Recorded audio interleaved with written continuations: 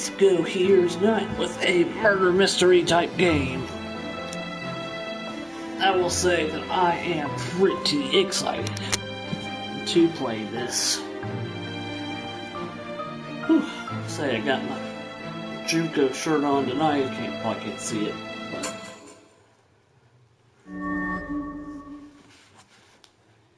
the beginning of a nightmare.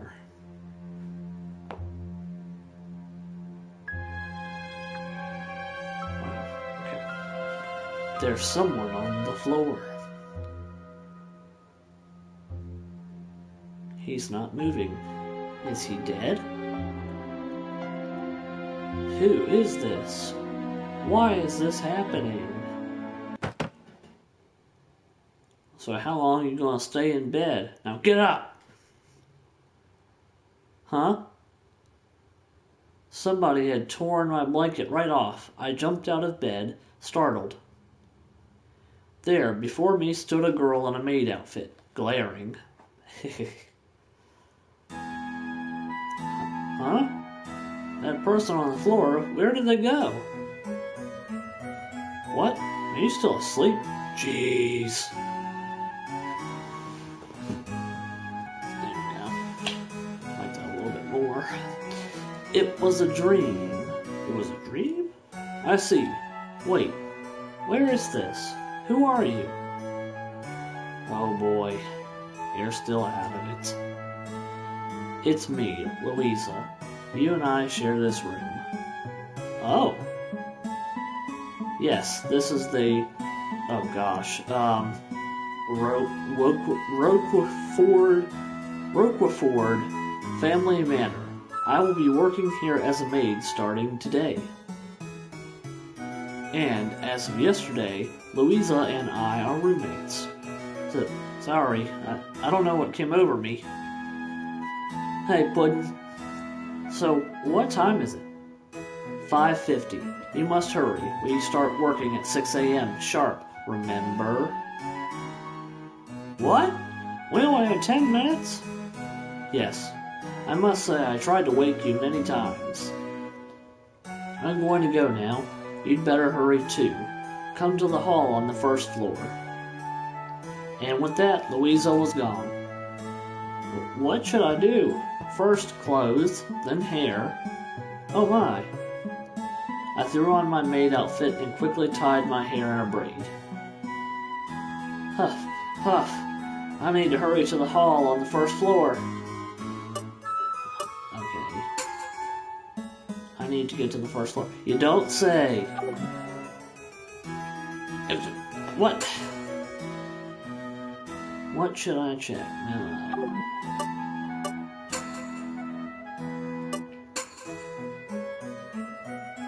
There you are, Ellie. Ms. Noel, the head of the maids, and Louisa were waiting in the hall. I'm sorry for being late. Huh? Being so out of breath, looks like you slept in. I can tell I'll have my hands full already. Is your heart not in this, perhaps? Trust me, it is. I'm so honored to work in such a fine manner. Yes, the Roqueforts are a venerable earl's family. Even if you're a servant, I won't have you dragging its name through the mud. Yes, ma'am. If you understand, be more well-dressed. The back of your uniform is a right mess. Back? Oh no. Honestly, your apron strings aren't even properly tied. Buttons are open too. Terrible. I'm sorry. There was no time after I woke up. I had a weird dream, and it took a while to get my bearings. A dream? Yes. Yes. Huh? What was it about again? I tried to remember the dream, but all I could picture was a foggy haze. Ah, yes. There was a dead body. At that time, a young man crossed the hall. Ah!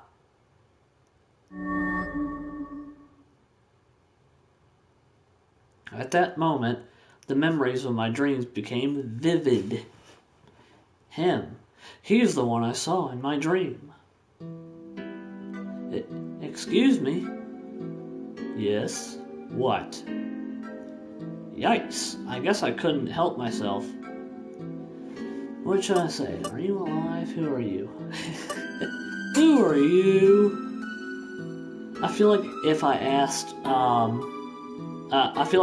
him if he was alive, he'd be like, what kind of drugs are you on? Excuse me, but who are you? Me? I am. Ellie, what are you doing? Get back. Huh? Ms. Noel's suddenly aggressive attitude had me startled. At that moment, someone rushed up from behind. It was Mr. Maurice, the butler. We exchanged greetings when I arrived at the manor yesterday. Master! Oh no, my lord! Maurice, what's wrong? Don't give me that. I haven't even visited your room yet. Why have you already changed clothes? I can change myself. I did it myself back at the dormitory. It's clearly Zero from Vampire Knight. I haven't seen Vampire Knight. You'll have to send me a picture so I can see. I did it myself back at the dormitory. Besides, I woke up early, so I decided to go for a little walk. It's been a while after all. That's fine, but please don't rob me of my duties. Helping one's lord get prepared is an important part of any butler's job. I think it's irrational, helping me on things I can do alone. That is how things get done around here. So, you're saying I should just stop thinking for myself? This is tough. It seems you learned a lot in London. Yes, I did. I learned that I can't just be stuck in the Dark Ages forever. It was a wake-up call. I see. I would certainly like to hear more about that. I'm yet to have a talk with you, my lord, since your return to the manor yesterday. Sure. The Lord gave me a glance. Yeah, that definitely is him. I can definitely see a resemblance. Gave me a glance, then left together with Mr. Maurice, the Lord. So that grumpy-looking person is the head of the family? I'd only heard about him in conversation. His father, the previous lord, died a few weeks ago, and now his son, Irving, has inherited the estate. So, the one who was in my dream was Mr. Irving.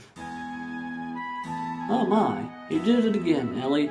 This time you're being rude to the Lord. She looks really happy about that, though. Oh, you're right. I'm sorry, I shouldn't have said that. I hope you realize what you've done. If so, then never mind. The Lord didn't seem to be angry either, so be careful next time. Yes, ma'am. Is that it? She just arrived, so it's within reason. Still, there won't be a next time. Yeah, it is pretty cheerful music.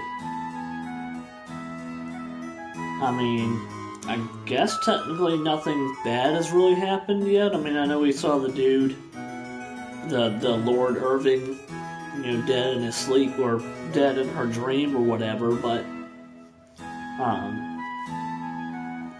it's a premonition. I must be careful. Really? Okay, let's get to work, Ellie. Clean this area. Louisa, please teach her. Yes. Okay. Okay then. I will be cleaning the living room. I'll do my best. I'm ready, Louisa. Okay. First, use this to wipe the railing. Clean from one end to the other. Got it? Yeah, maybe they couldn't afford Gothic music, who knows? Or maybe it's just the one song for this one or something. I'll be cleaning the Lord's room, so come and get me when you're done. It's on the second floor at the back. With that, Louisa headed upstairs. I'm worried about my dream, but I have to clean now. If I don't do this right, I might get fired.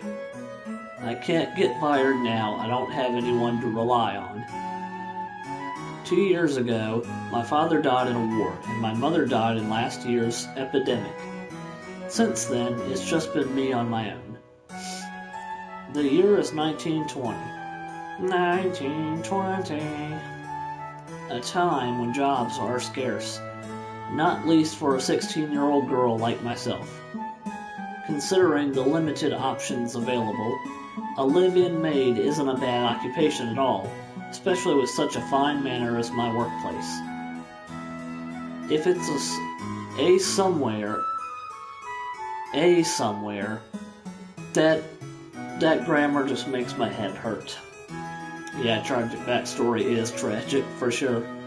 As wonderful as this needs cleaning, then it might even be a little fun. Okay, I think this should do. Not a speck of dirt left, huh? Yeah, okay. Alright, I'd better go get Louisa. Oh, I actually legitimately thought for a second there they were actually going to make you sit there and clean and all that. That's right, you said the Lord's room, right? Yeah. Wow, Ellie. Louisa was standing alone in Mr. Irving's room. Just the look on her face. It's just funny. Well, what? What's wrong? You told me to come and get you when I'm done. Yes, that's right. I'm glad you're here. Glad? Yes, I need help. Yes, use this duster and clean that chest. Why is duster in parentheses? I don't know. The chest. Okay, got it. Saved duster in memory. I picked up the duster and moved to the back of the room. A memo that describes what to do. Okay. The head of the household, he lost his father a few weeks ago. Shares a room with me.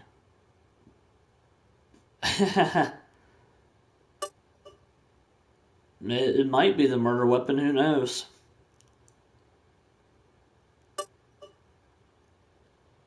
These are some very vague descriptions. Hopefully I'm assuming they'll be filled out more as the game goes on. Who knows?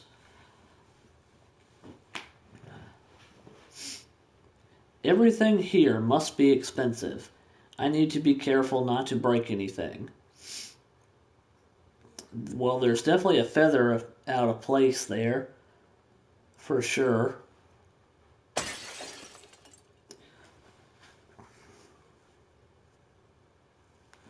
Wow. Okay then. That was... Boy, that escalated quickly. What was that? I looked over to where the noise came from and saw a broken statue of the Virgin Mary. I'm just laughing because it's like, I looked over to her, but it's like, if we're her point of view, then she's already kind of looking at it. How did that happen? Did you break it? What are you doing, Ellie? I didn't do anything. If it wasn't you, then who was it? Anyway, you stay there. I'm going to report this to Mrs. Noel. I wouldn't I be surprised if she was the one doing that. Maybe she's Jelly Bro or something. But, bye. Oh my, you've really done it this time. Louisa came back with Miss Noel. Having already seemingly heard from Louisa about what had happened, Miss Noel gave me the coldest look I had ever seen. Looks like the same faces she was making pretty much this whole time so far. I mean, but, yeah, whatever. What is going on? Did something happen here? You done messed up, Aaron. Mr. Irving had returned. My lord, let me explain. So, she broke the statue while cleaning. This bit here, huh? Irving examined the broken Virgin Mary statue, a solemn look on his face. I'm so sorry. I know how important this was to you, my lord. It's my fault for letting Ellie handle this. I didn't think she was this careless. Don't just stand there. You need to apologize too. I didn't touch anything. It broke on its own. Huh? What are you saying? I told you to apologize. Louisa is definitely giving me off Brittany as a maid vibes here. but you don't need to apologize. Keep going. My lord? If you want to say something, I'm willing to listen. My lord, that is not necessary. I see no harm in gathering more information in order to find out what happened here. It's more reasonable than a meaningless apology. Yeah. I mean, I know we just started, but he seems pretty chill so far, unless he pulls a Nagito or something. Gosh, let's hope not. Forgive me, my lord, I spoke out of line. Well, I will continue, if I may. I had moved closer to the chest to clean and was just looking at the objects placed around it. That's all I did. She just used Jedi mind tricks to destroy that statue, maybe. And yet, before I knew it, the statue was broken. So it broke by your simply looking at it, huh? I can't wait to see where this goes. It's a lie. You must have done something. Yeah, Louise is getting pretty suspicious over there, unless she's like a red herring right now. But if you didn't, then how on earth did it break? Explain that. I don't know. Maybe even better than a ghost. Maybe John Cena broke it. But that's a good point. How did it? There's a reason for everything. I remember my father used to tell me that all the time. Why are you so quiet all of a sudden? Can't you explain? Why does she look very happy now? Oh man, this is definitely weird so far, but good. No, not now. I need to investigate. Huh? Can I take a look at the statue? I may be able to find out how it really did break. Whew. I see. Hey, what are you saying? If you investigate, you might even end up breaking something else. I'll be extra careful not to. Plus, it wasn't even me who broke it to begin with. I don't trust you. Right, Ms. Newell? Yes, Ellie is only new around here. We're not sure what she is capable or not capable of doing. It might just be in her nature to break things. Or she may have other bad intentions. That isn't. Or she may be able to uncover the truth and prove that she is innocent. If you don't know who she is, then that's a possibility too, isn't it? My lord, go ahead and investigate. Yes, thank you very much. You don't need to thank me. I want to know the truth as well. I see. But what if I don't find anything, now that everyone's looking at me? I just need to start looking. I wouldn't know until I try. Search start. Start! If something seems strange, I'd better check my memory and see if things add up. I might learn something new.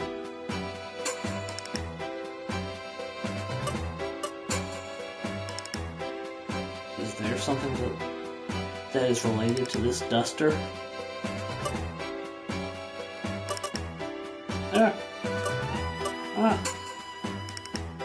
I wonder why this broke all of a sudden. It looks to be fairly old porcelain. Maybe it was just brittle. What's this on the broken cross section? I can scratch it off easily with my nails. This doesn't seem like porcelain. Save broken section.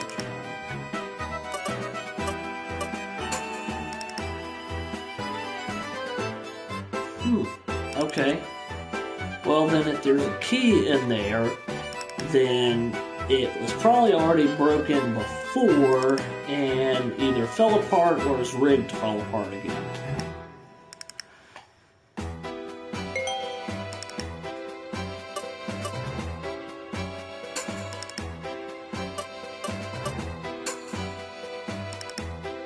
What does this mean? Yeah, a bit. That's one reason why I picked it. It looked interesting, and it was short enough. It's only 4 hours, so I was like, cool.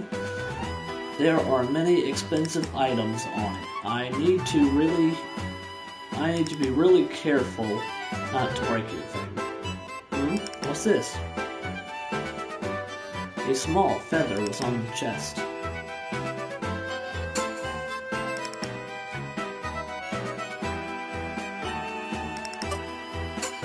Check the memory in a second. There's a gold candle. This is for a wax seal. This is a candle used to close an envelope. Huh? It's a little warm. It's only just been used. Okay, so someone probably used it to break the statue, is my guess. Someone must have touched it while the wax was melting. Save candle.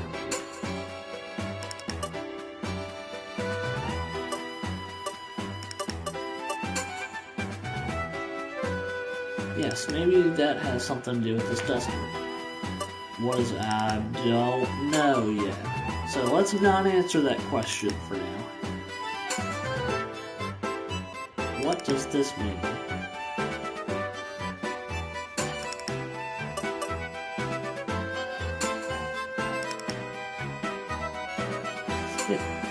Is it just going to ask that for everything?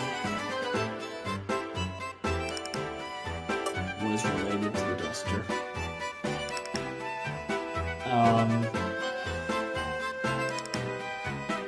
The duster or the chest? Okay,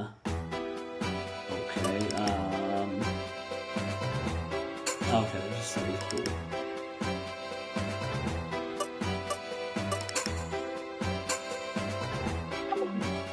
Ooh, that was a very fast save. I like that. What was related to the duster? Feather? Oh, okay. Oh! I'm dumb. Yeah, that makes sense. That's feathers. Must have fallen from this duster.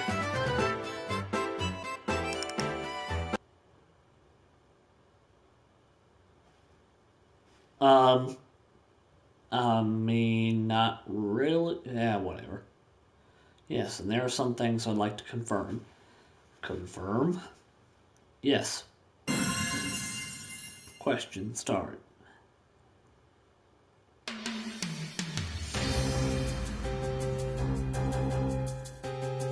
Did you not claim the chest before me? Huh? I must ask why you think that. Show evidence that Louisa claimed the chest first. I guess it. There's. I was gonna say feather, but I don't see feather, so we'll go with duster. You're the one who gave me the duster, Louisa. Before I could even use it, I noticed one of its feathers lying on the chest. So I figured that there's no space between the chest and so, that maybe you cleaned the chest before I had even gotten to it.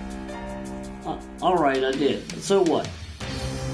Maybe you're trying to say that I broke the statue while I was cleaning. Yeah, and so that's why you gave the duster to me and told me to clean it. Or the chest, maybe. So you could blame me. How rude of you. You're the only one who's trying to accuse me. The statue broke after you went to clean the chest. I had nothing to do with it, surely.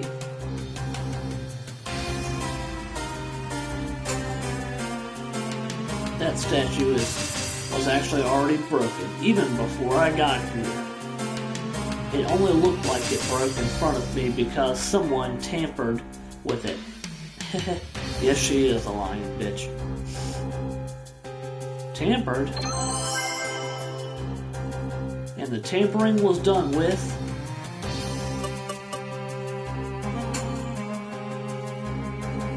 I believe the candle was used to tamper with the statue. The candle was still warm, as if it had just been melted. Melted wax can be used as an adhesive, right? I think that was used to fix the broken statue. But melted wax isn't that strong of an adhesive, so the statue broke again, quickly. You're the only one! Yes, that is true. There is wax on the broken cross-section. You tried to cover up the fact you broke it. What clever trickery. Can you prove it? Huh? I said, can you prove it? Where's your evidence? If she breaks out the stupid, I'm gonna die laughing. Evidence of Louisa's culpability. Yep, she's culpable, alright, for sure. Something that clearly proves she did it.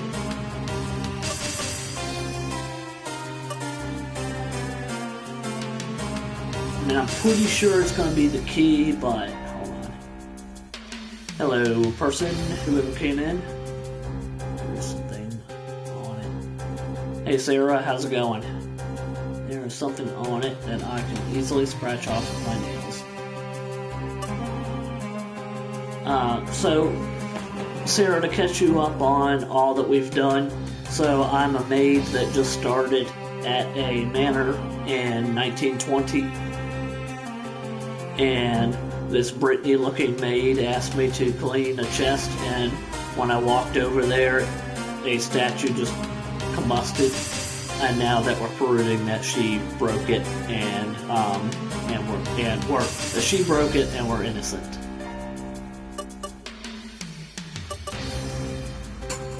But I'm gonna go with the key. The evidence is right here, I think.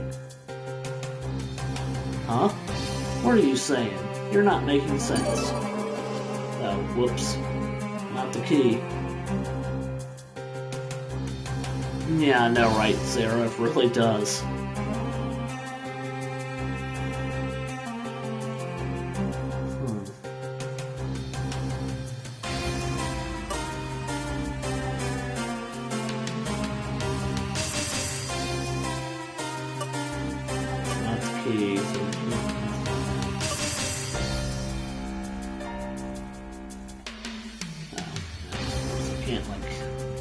Go into it more now.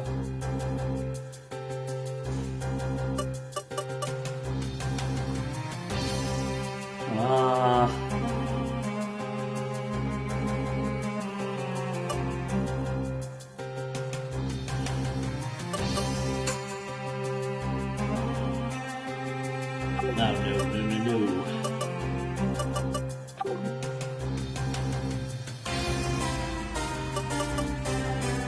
I guess we'll just go with the duster and try that.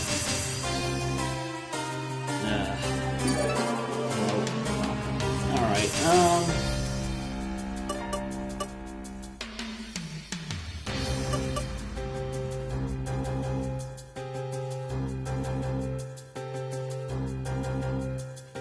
go with this, see how it goes. No. So we got the candle and the memo left. Let me load. Save.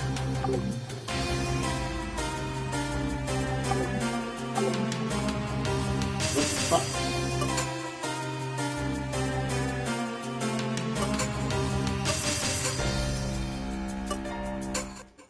Okay, there we go. I didn't hit yes. Oh shit.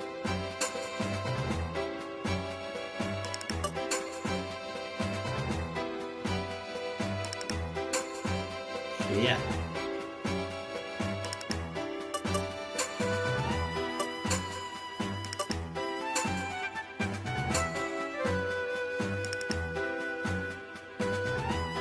It's just related to the chest. The feather, duh. Because the feather came from the duster, yeah. Oh yeah, oh shit. Oh yeah, the duster is this one.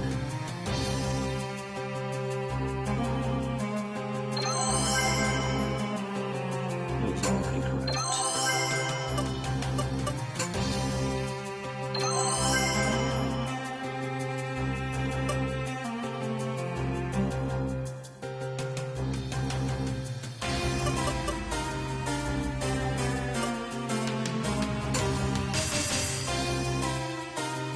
Okay, here we go.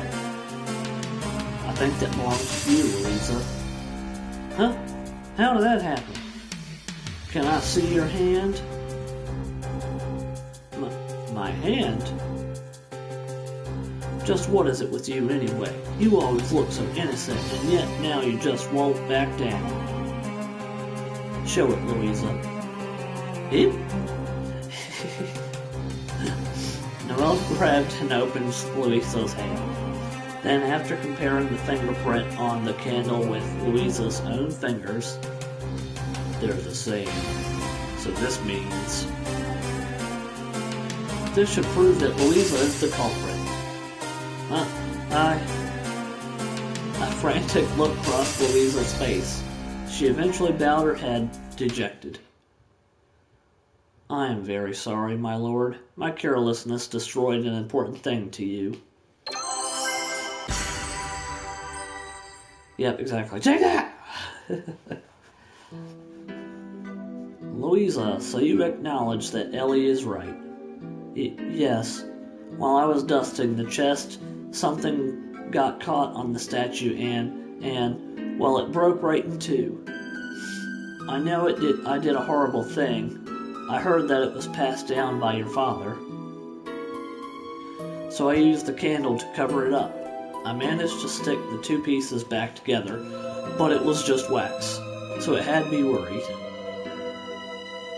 It was then that Ellie arrived, so I figured I would blame what happened on her.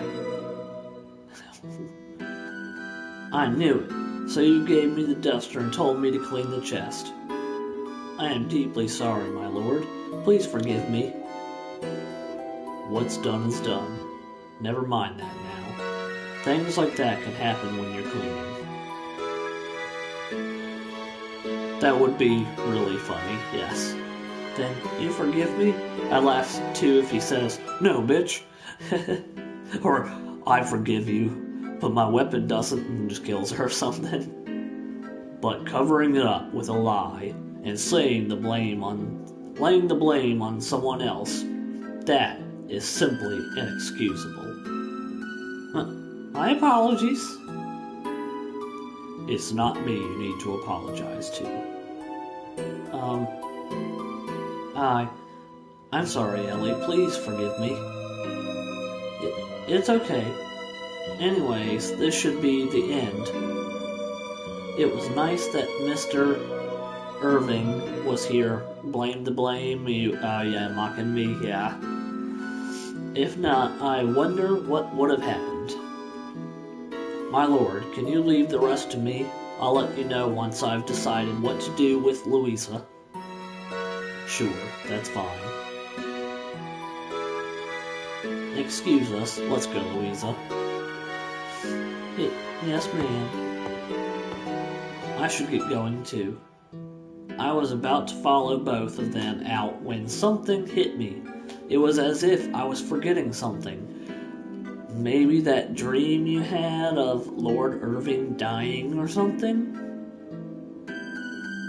New character in Yongan? What is that?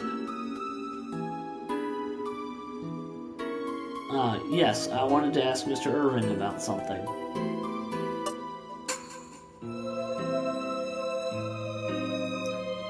Begging your pardon, my lord, I found this inside the Virgin Mary statue. A key?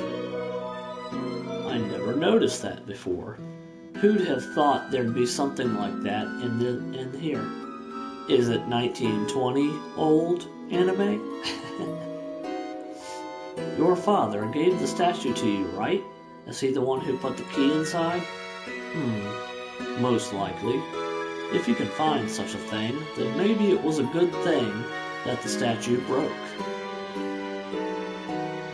But what is the key for? Do you have any idea? No, but I'm going to think long and hard about it.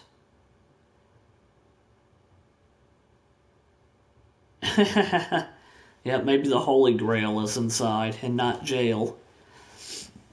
Yeah, the Holy Grail is inside and Louisa gets jail. How about that? By the way, what you just did... Yes?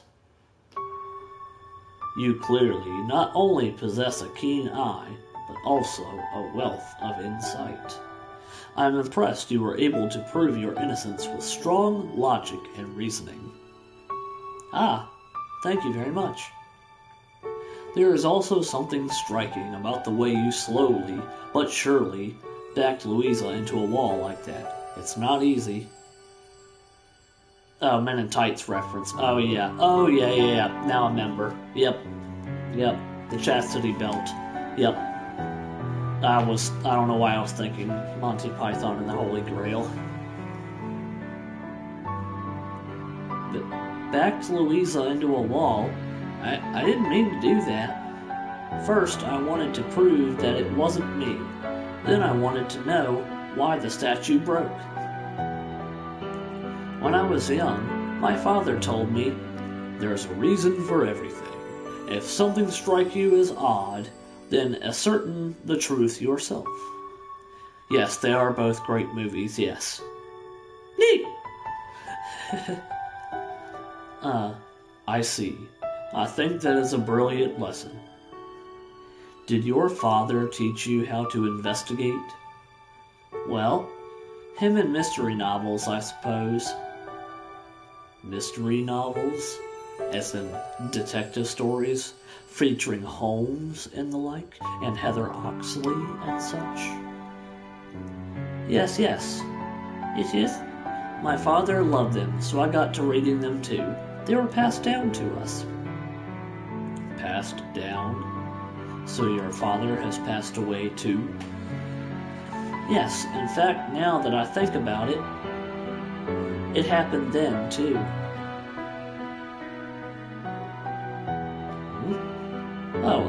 My father died in the war, say 2 years ago, to be precise. I was just thinking about how I dreamed of his death before it happened too. You mean a prophetic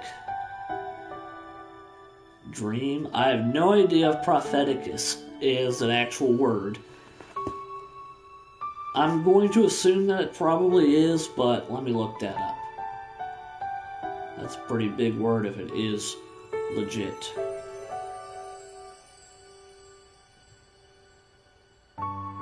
Okay, it is an actual word. I mean, I kind of figured it was, but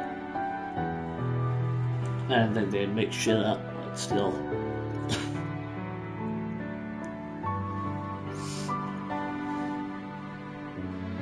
Ooh, alright.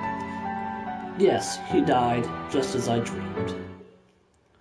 Not only my father, but my mother as well.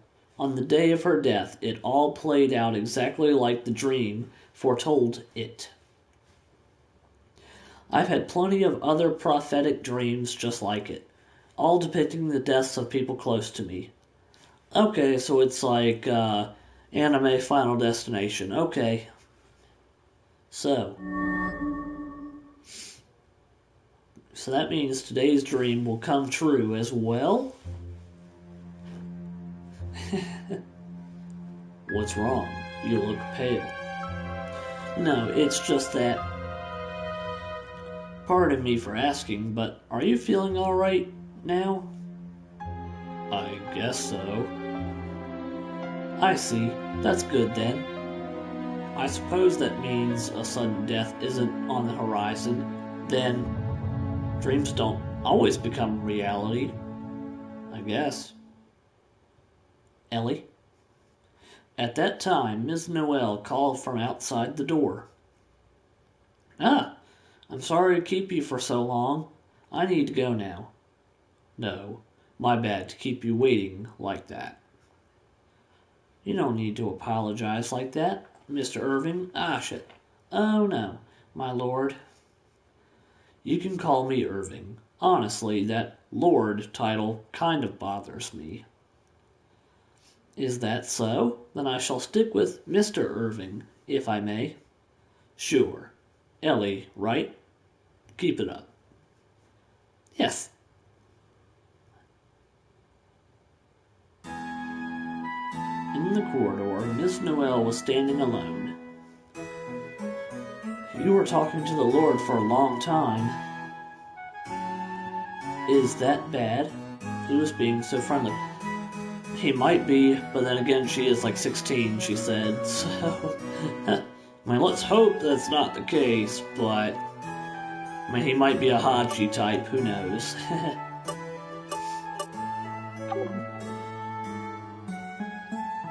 I'm sorry, from now on, I'll be careful. I don't mind if he was the one who initiated the conversation. Just understand your position. It's weird. I hit the stick up and it brings it up instead of L1. Yes. Oh, and about before, allow me to apologize for taking Louisa at her word and doubting you. No, please don't worry. Speaking of which, I don't see Louisa. She is cleaning the fireplace as punishment. I was actually going to ask you, but I've decided to have her do it for the foreseeable future. Oh, I thought she was going to say she is promoted to unemployment. I see. Cleaning a fireplace is hard. Your hands get black with soot, and trying to wash it off is a chore in itself. Incidentally, I'll be changing who cleans which room as well.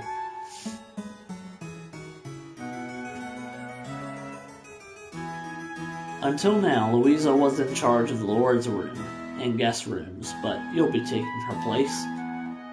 Really? But those are some of the most important rooms in this entire manor, aren't they? Yes. While it is somewhat worrying to ask someone so new to handle such a big task, can I trust you will do your best? Yes, ma'am. I won't let you down. No more exploding statues, okay?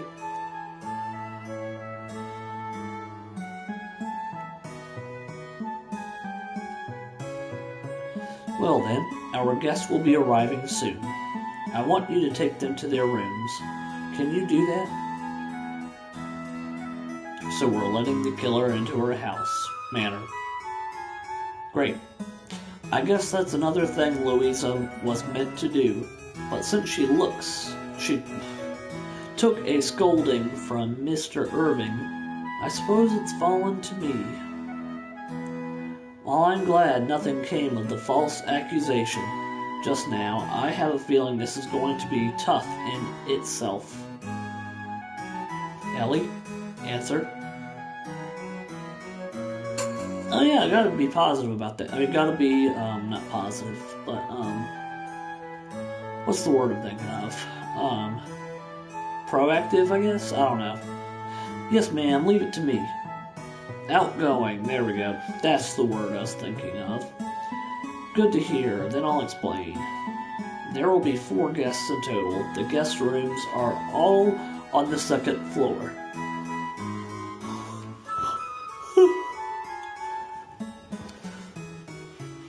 You must take Ms. Mahi, I guess Mahi, I don't know, to the blue room, Mr. William to the green room, Miss Ewin to the red room, and Mrs. Grace to the white room. Well, let's hope that I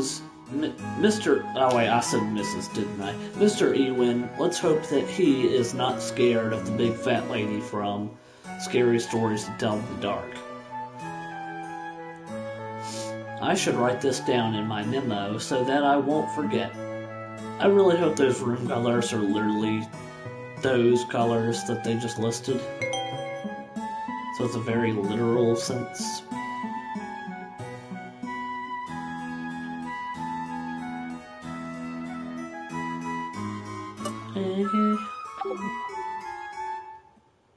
Okay, I'm counting on you. Alright, I'll do my best. When I went to the hall, Mr. Maurice was already welcoming a man at the entrance. Let's hope he didn't step on any dog poop while he was out there. For any of you that gets that reference. Mr. William, we have been expecting you. Hi, Maurice. Whew, I'm exhausted. Drove all the way from London, you know? Huh, I wonder where we are. Are we in England and just not London? I don't know. And this dude... I don't know what to... A dead man? Heh. Maybe. Hey, I see the fireplace in the background back there, but I do not see Louisa. That must have been quite a trek. Would it not have been better to travel by train? I wanted to show you my new car. It's the new Rolls-Royce. When did Rolls-Royce start with them cars? Hold on, let's see.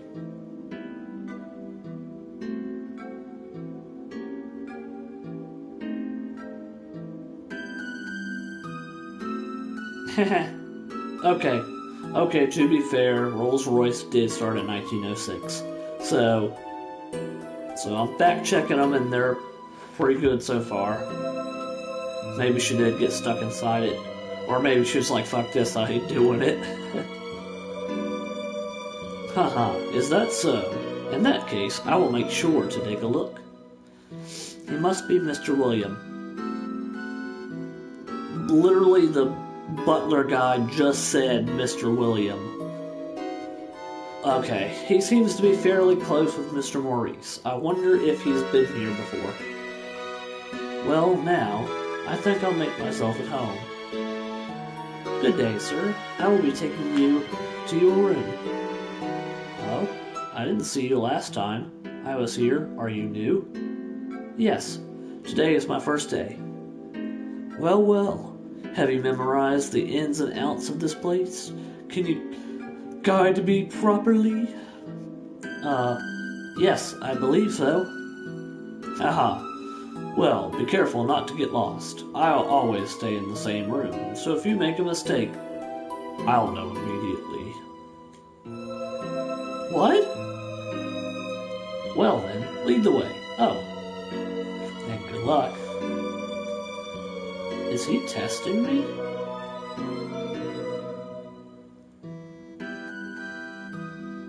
And this, oh yeah, I'm sure. I mean, this game only came out in 2020, so it's still kind of a new game. So they probably did take some character inspiration for some of them, I'm sure.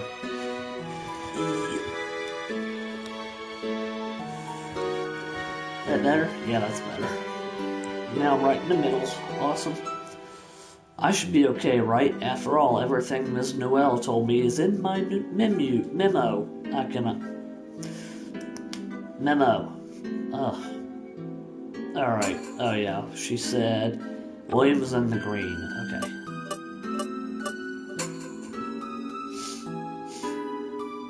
Here we are. After you, sir. Oh, you didn't get lost.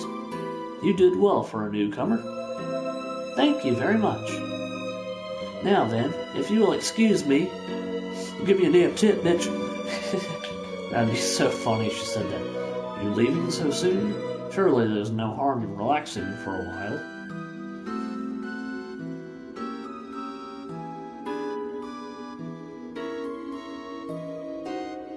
Okay, I'm pretty sure that was definitely flirting. But more guests are on their way. You don't have to work so hard. Have some tea.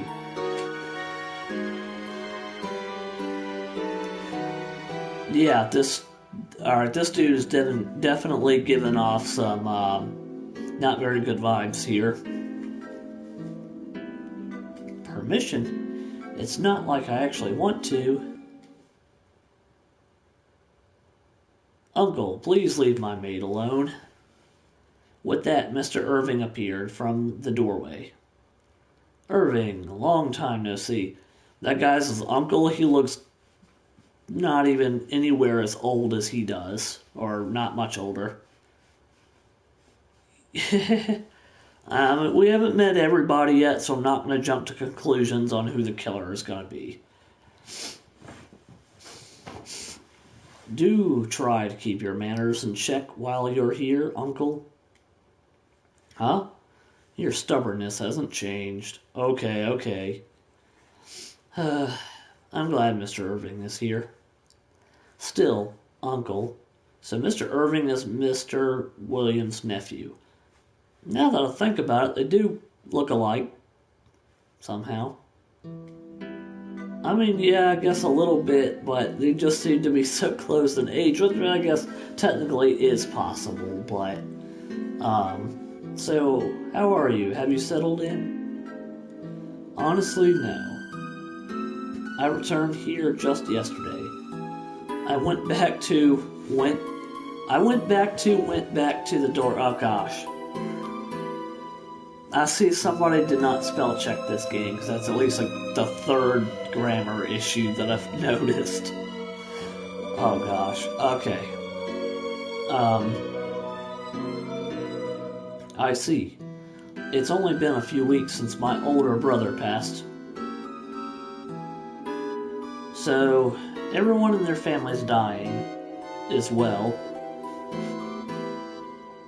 So I'm wondering if maybe that Irving and Williams family is kind of like Ellie's family in the sense that, I don't know, but that's at least two family members in that family that's died a few weeks. And they might have actually probably died on the same day maybe or something.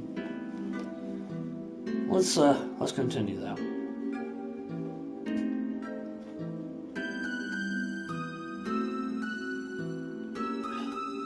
Yes, especially since he left that will. Will? His father's?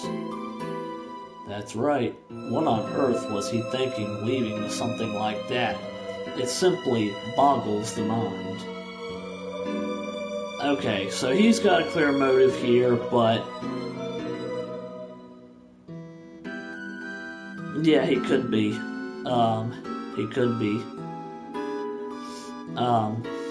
But since he has a clear motive here and he's like one of the first characters we met, I don't think he's gonna be it, but who knows? I don't know either. Not a clue. I wonder what kind of will that was. And how Mr. Irving talks about his father somehow feels strange. Maybe it's just my imagination. Saved will in memory. Go ahead and save it real quick.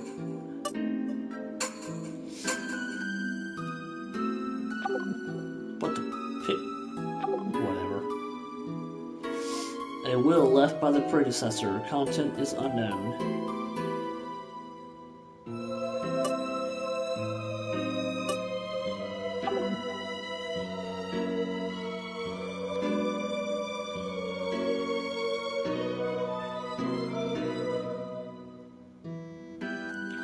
By the way, Mr. William gave me a glance. What should I do?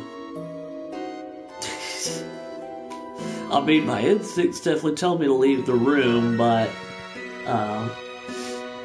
since if Mr. Irving's still in the room, I guess it should be fine. And I don't want to be accused of being rude or anything like that, so...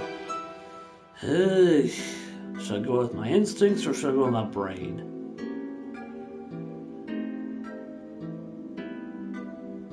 I'll try it just this once, just to see what happens. What is it? It looked like something was troubling him. No. Ellie, would you excuse us? What? Yes, excuse me. I see, so Mr. William was signaling for me to leave. I suppose they think I have trouble reading the room now. I should be more careful next time. Oh. I thought he was... Yeah.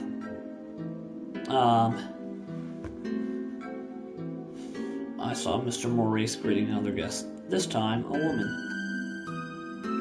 We're here. Mrs. Grace, we have been expecting you. Mrs. Grace? Maybe she is Mr. Irving's family member too? Are you getting vibes from her too? Good day, madam. I will be taking you to your room. Let's see, she's the white room. Okay. Yes. Oh, Layla? What are you doing? You must hurry. Yeah, her dress is very nice. Wait for me, Mother. I won't be a second. That's definitely an interesting dress, that's for sure. She's adorable, an elegant lady in every sense of the word. Oh, did you bother bringing the trunk? You can just have someone bring it with the other luggage later, you know. But there are souvenirs in this. I wanted to get them out as soon as possible. Is that so? Then give it to the maid there. Okay, you bring this to the room. There are important things inside, so be very careful. Very well. She looks very surprised about that, not confident and happy.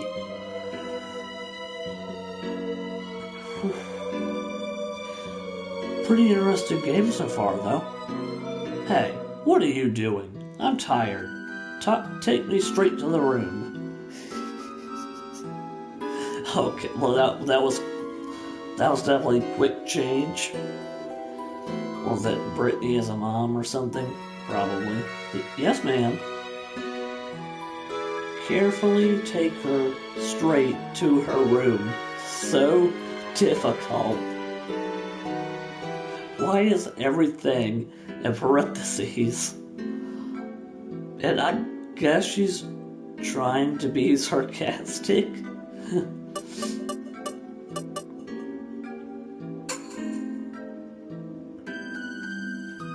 This is your room. Please make yourselves at home. Huh? I can finally relax. Oh yes. Do you know where Irving is? I believe Mr. Irving is talking to Mr. William. William? I see, he is here already. Excuse me for asking, but are you and Mr. William related? Carefully murder her. Maybe. Yes, Mr. Uncle. Uncle William is my mother's younger brother. My mother is the oldest of her siblings. I see. Then that makes you Mr. Irving's cousin. Is that correct, Miss Layla? Yes, I'm also his fiancée.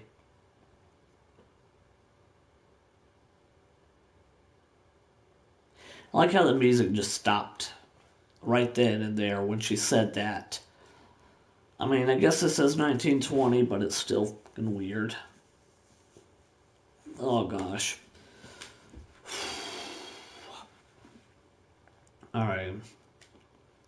What? A fiancé? Wait, yeah. Did I give you a shock?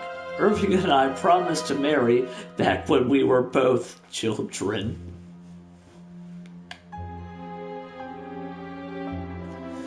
Oh gosh, alrighty. Oh, this, okay. We're gonna have this kind of game. Alrighty. And 1 hour in, and this is definitely interesting for, I guess, the better, but I guess we'll find out. But I do need to get a swig of my drink real quick, so hold on a second.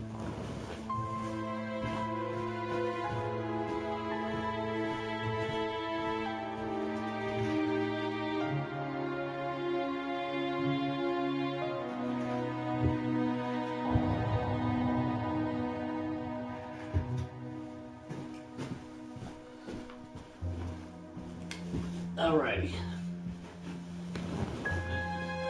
Yeah, I don't blame you there. It's not the worst thing in the world, but certainly not the weirdest or the worst, whatever. Really? I didn't know Mr. Irving had a fiancée. And why are they changing up the spelling of fiancé? When Layla said it, it was with one E. Now it's a 2. What? Ridiculous.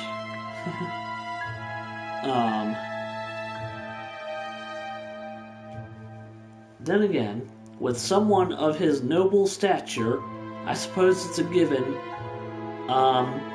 So, Sarah, you missed the arrival of Mr. William, which is Mr. Irving's uncle, who looks just about the same age as he does. And it definitely seemed like he was getting flirty with my character, who is 16, and now we just met Mrs.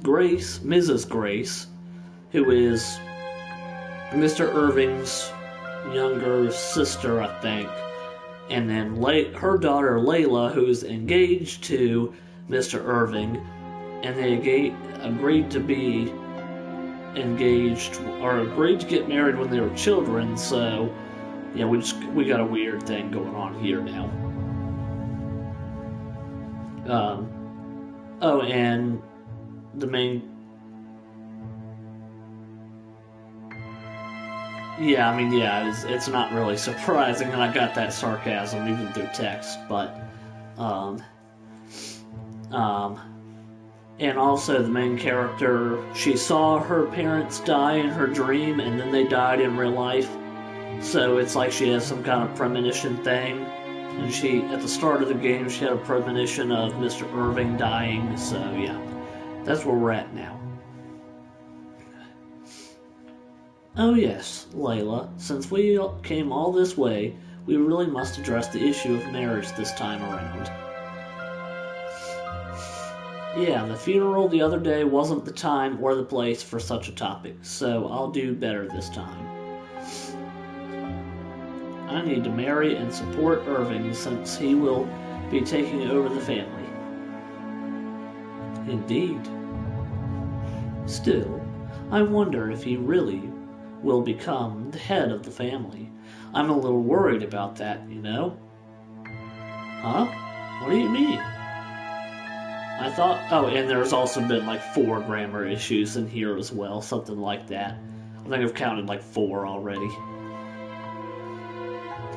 I thought he already has become the head. Everyone here calls him a lord, and after all. True. Well, you see? Quiet, Sheila. A mere maid needn't know every little detail. And Grace, I feel like, is Brittany if she was a mom, for sure.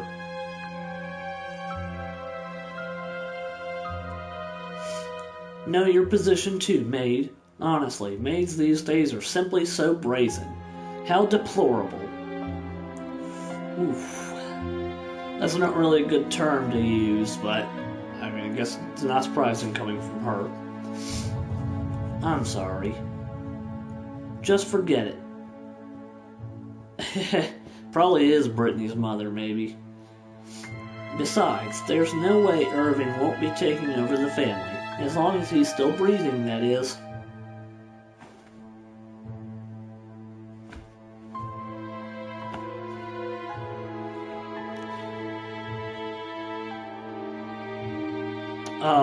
She's a rich person, and rich people, think everybody's below them, especially maids. Well, I mean, I wouldn't say every rich person, but definitely a rich person like her is definitely that type.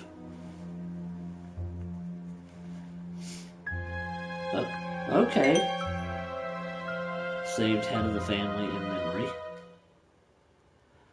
I must go now. The next guest could be along any minute.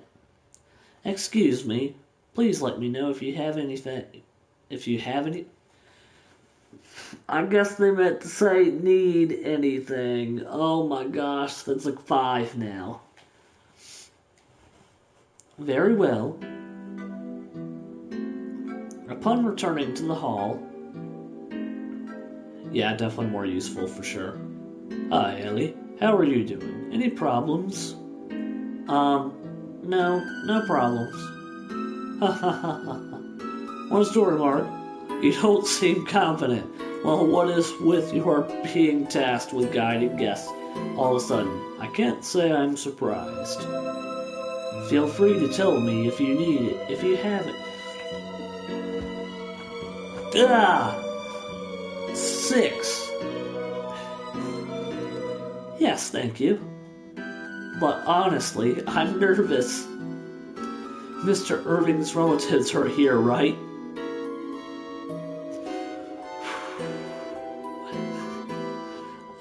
I'm still mad about these grammar issues.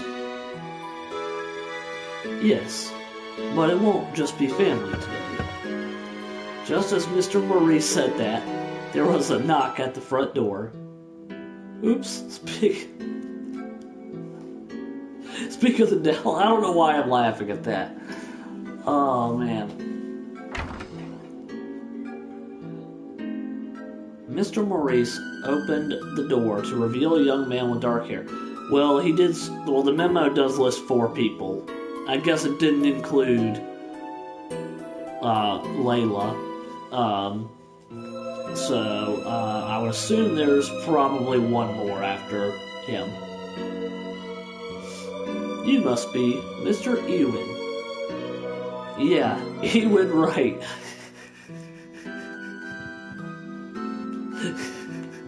Ewan Wright. I don't know why I'm laughing so hard. Could I come in? Don't mind if I do.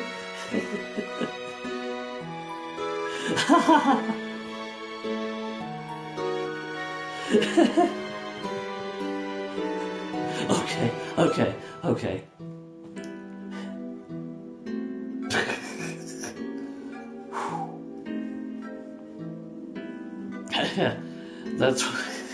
That's what I was wondering. I mean, I know Wright is a common last name, but it's just Ewan Wright. It just makes me laugh. Is this the first time he's here? He doesn't seem to be family. The butler literally just said that it's not all just family. Oh wow, amazing on the inside too. Talk about a mansion. Earl's family. Eat your heart out.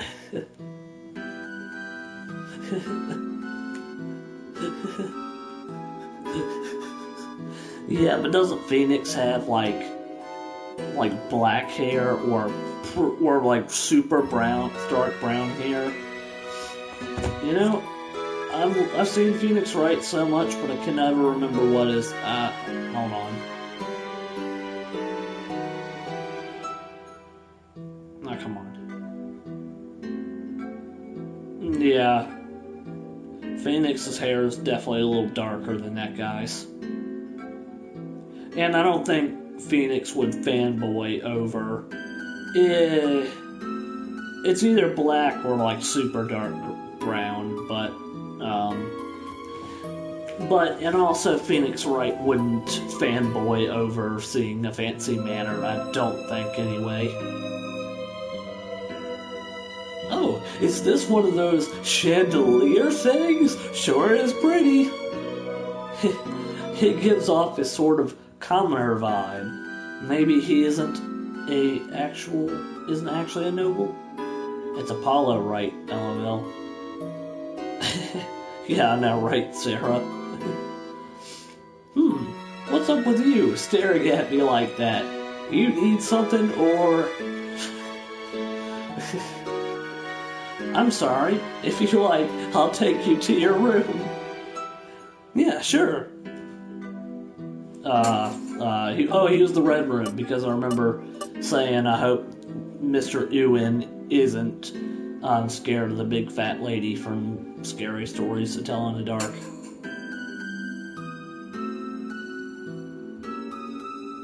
On my behalf or his, Sarah? This is your room, Mr. Ewan. Oh, thanks. Sure looks great, though. All the furniture in it must have cost a fortune. Do you know how much it was all up? Wow. This dude gives me Vincent vibes from my book. But let's see.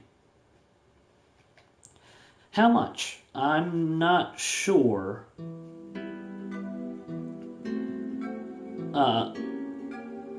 He's looking pretty devious there. Fair enough. Well, how rich are these guys? And by that you mean...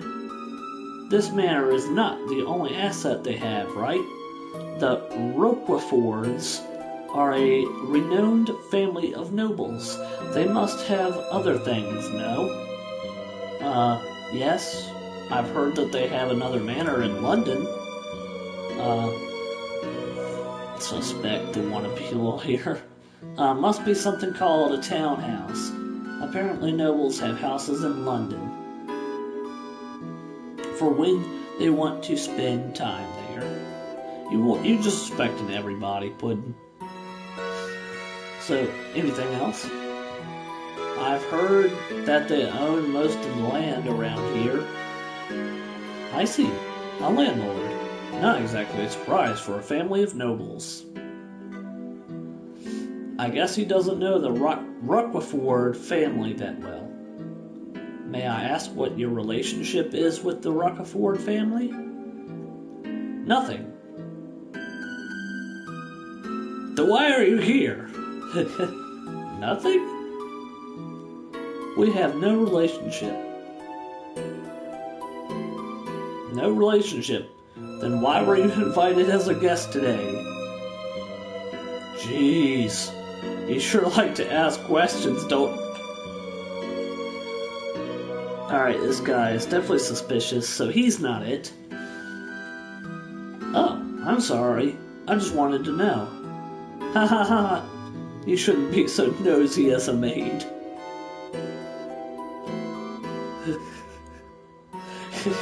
I think so far this is probably my favorite character so far. This dude is funny. I don't know what to say. That would be definitely a plot twist. And it's definitely possible. Which maid, though? Are we talking about Ellie, Louisa, or Elliot?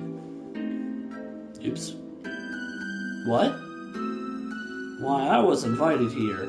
If you can guess, then I'll answer your questions.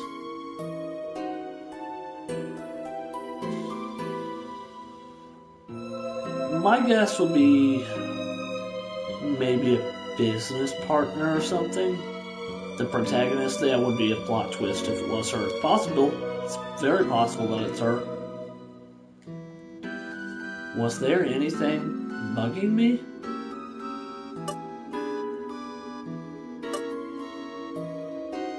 Oh shit. Okay, so I haven't seen Maha yet.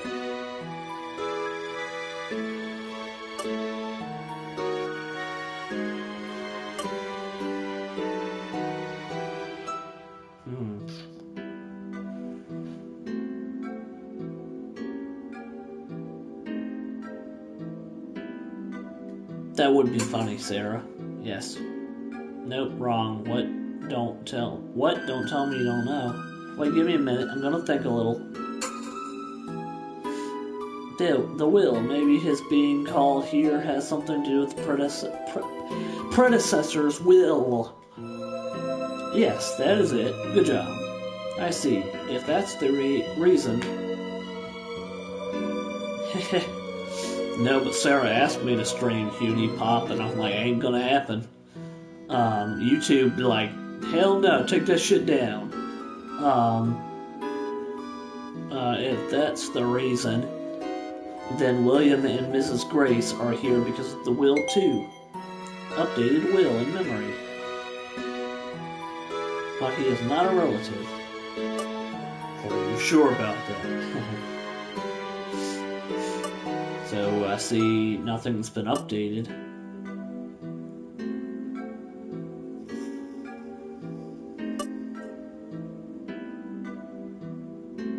Yeah.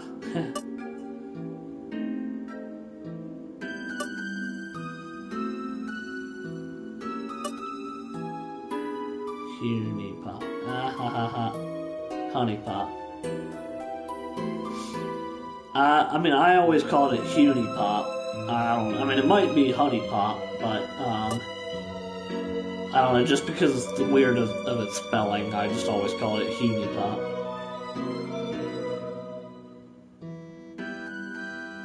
That's true.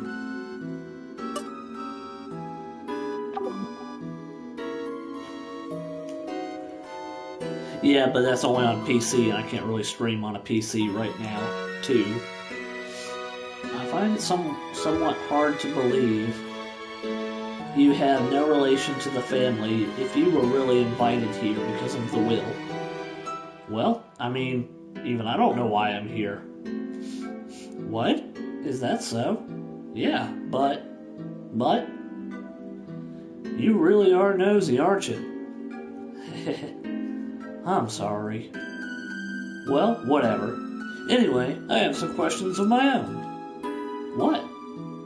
I'm gonna tell you what I know, so let me know what you know. Please ask me anything. Hey, Reddit, I'm Blake. Ask me anything. I understand. Please ask me anything. Really? Can I really ask you anything? Yes, I'll tell you what I want, what I know. Oh, thanks. Well, then. Wow, really? I see. Okay, anything else? Anything else? Well, before I knew it, Ms. Noel, what did I say, Elliot earlier? I don't know why I said Elliot. Ms. Noel was standing at the entrance of the room. I wondered what was taking so long. You're here, chatting away with our guest, telling him this and that about the manor, no less. Loose lips sink ships, you know. You should be ashamed of yourself.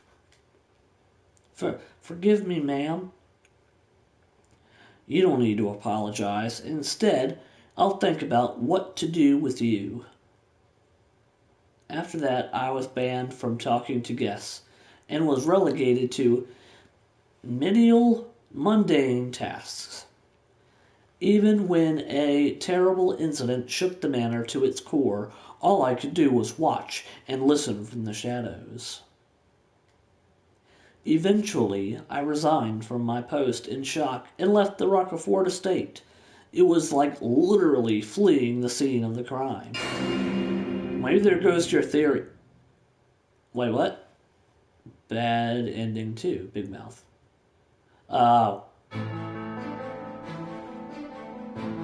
Okay then. Oh, that was quick. 4 hours by ass now. I guess I shouldn't run my mouth then.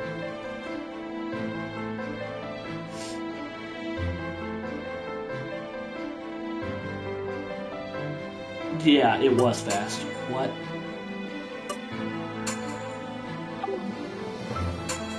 No, I keep forgetting that's not already on yes. Things I know. What is it? I can't talk about everything. Yeah, that's right. Okay, I won't ask you anything. I just need you to talk to me. Talk to you? Honestly, there are so many things I don't know. I don't know anyone here, and I don't even know where I can eat my dinner. Oh, yes, please ask me those things. Well, aren't I still talking to him? So wouldn't that still get me fired? Whatever. Good, thanks. What is your name? It doesn't matter what my name is. My name? Yeah, is that something I can ask? Heh, of course. My name is Ellie. Oh, wait, because I was getting the protagonist confused. Whatever. Nice to meet you, Ellie. Yes, same here. I left the red room and returned to the hall. Eowyn is still a mystery, but there is one more guest left. Who is it this time? Ah, Ellie, you returned. Here's another guest for you. I like how it's just convenient that they're just all arriving right, right after each other. Like, it's like, alright, take you to your room, talk to you for a minute. Alright, I come back. Oh, you're just arriving now. Ha ha ha ha. How convenient. Mr. Mahai just arrived. Oh, sorry, Ms. Mahai. Hello, nice to meet you. This is Ms. Mahai. I wonder where she's from. India, perhaps? She's not a relative, no. Probably not. I wonder what kind of quest he is. Oh, this place hasn't changed one bit. It's just like it was back then. What? You've been here before? I'm gonna laugh so hard if the lady just pulls a race card and it's just like, why would you assume that I haven't been here before? Is it because I'm, Indian? Yes, once in the past. I see. I wonder if she knows the predecessor.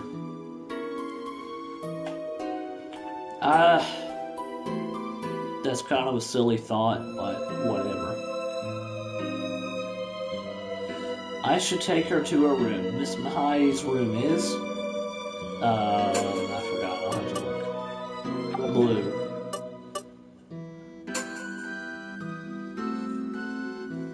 This is your room. Okay. By the way, Miss Mahai stared me right in the eye. Is there something wrong? Is there something on my face? Yes, I can feel it. Psychic power emanating directly from you.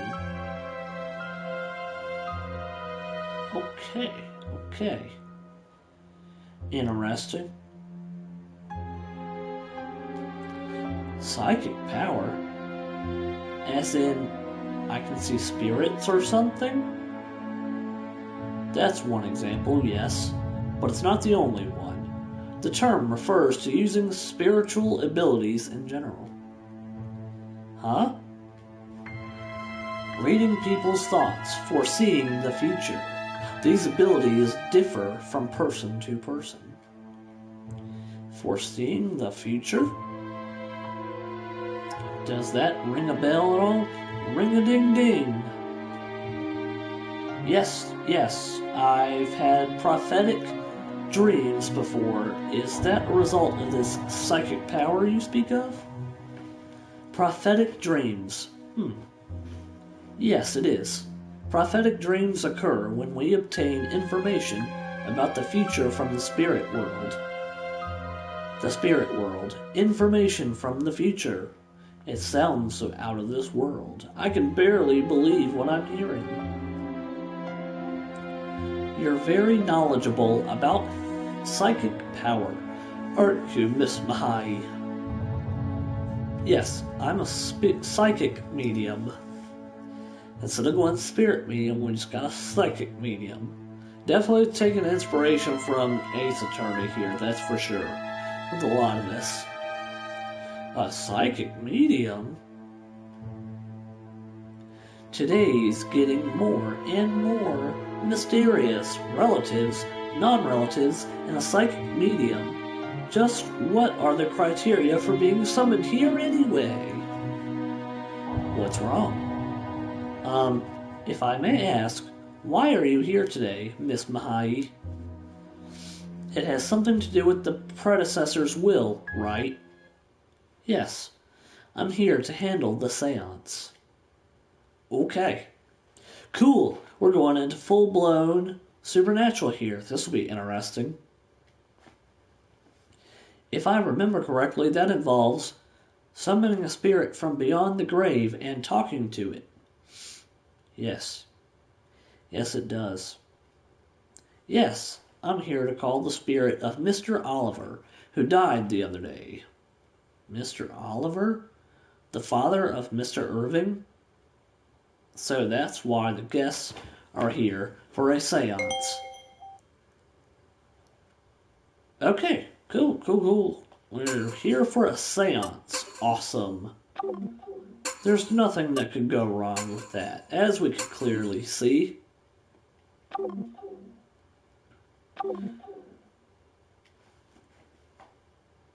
I like how it doesn't even fully load the word loading before it loads up. I guess can't complain about non-long loading screens, but still. I'm finally finished. I came outside after guiding all guests to their rooms. Now what should I do? I don't have any other urgent tasks, so I guess I'll help the others. There's someone there. Huh. Shouldn't you be cleaning the fireplace? Louisa was walking in the backyard, holding heavy luggage. Definitely offer to help. That looks very heavy, Louisa. Want some help? Ellie, no, I certainly do not. You should be doing elegant work with the guests. Go on, then. Laugh it up. Funny, isn't it? Seeing me work like a horse like this? Laugh it up? I'd never do that. I guess that's just how I would reply by saying that. You shouldn't take your anger out on others like that. I know you're frustrated. A girl holding luggage just like Louisa appeared from behind her. I'm not taking out my anger on anyone. An apprentice like you should watch what you say. I can't decide which character is Brittany.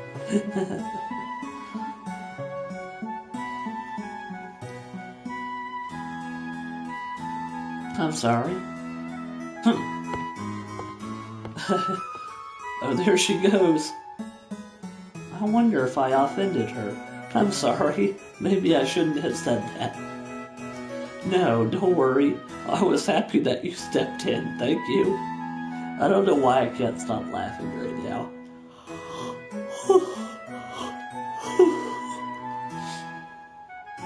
Really? Good thing I did then. I'm Ellie. You? I'm Natalie. I'm a maid apprentice. Nice to meet you. I have no idea if a maid apprentice is a real thing or not.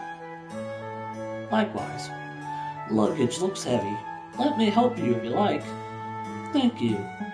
Then I can bring you the box. There's the kitchen. This? The one with vegetables inside?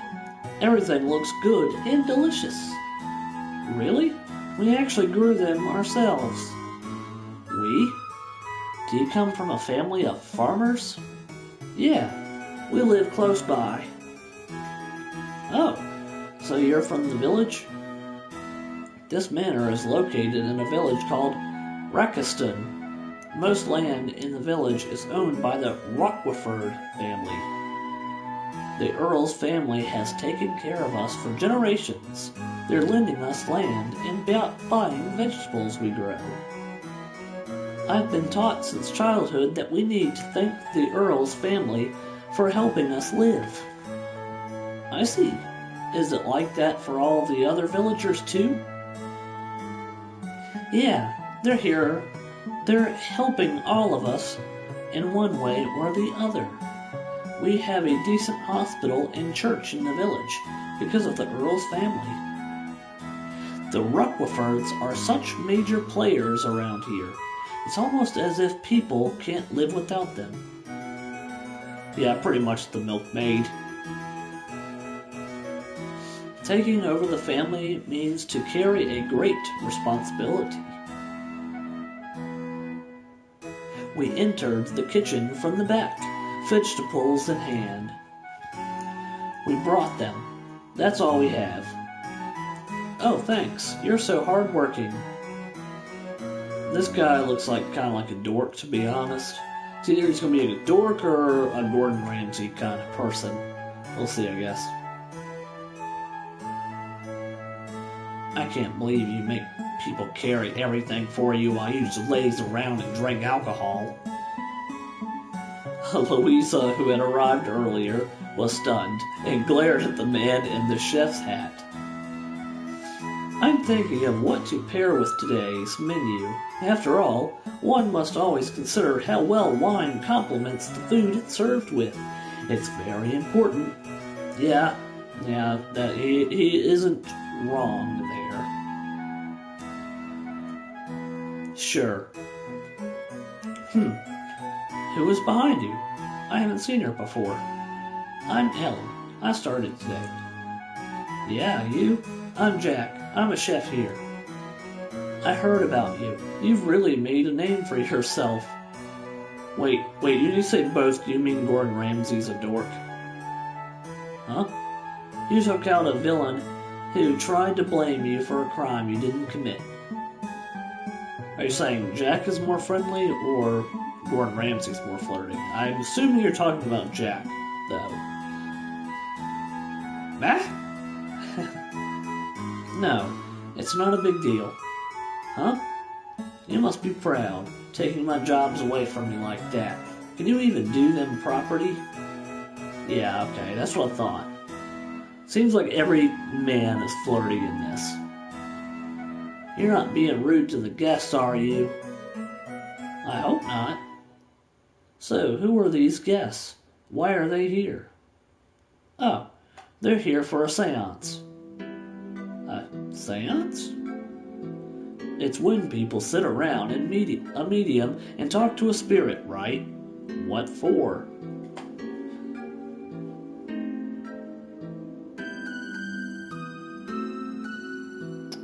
So, either this dude is unaware.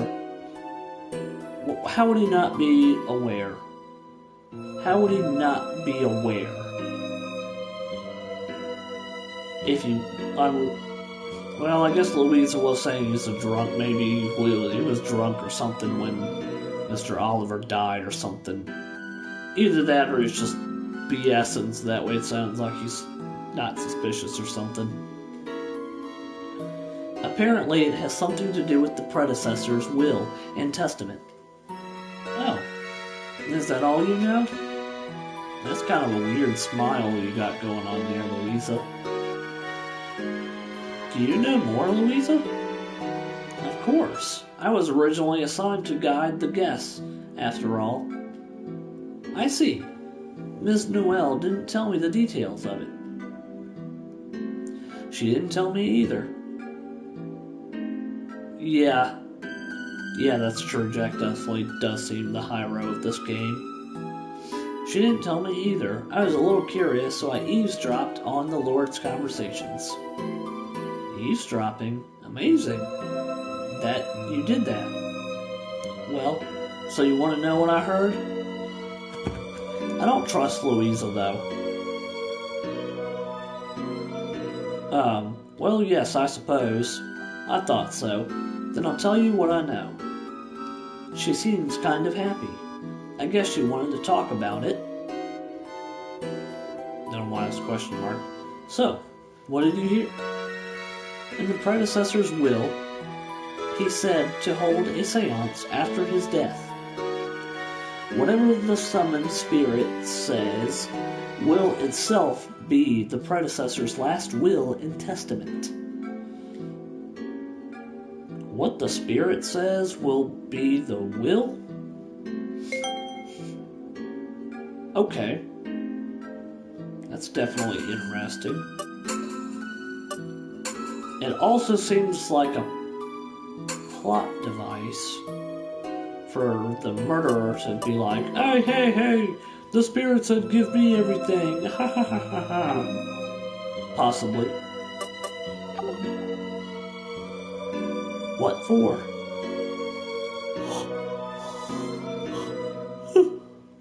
Well, I don't know. Maybe the predecessor wanted to speak to the speak the will's contents himself.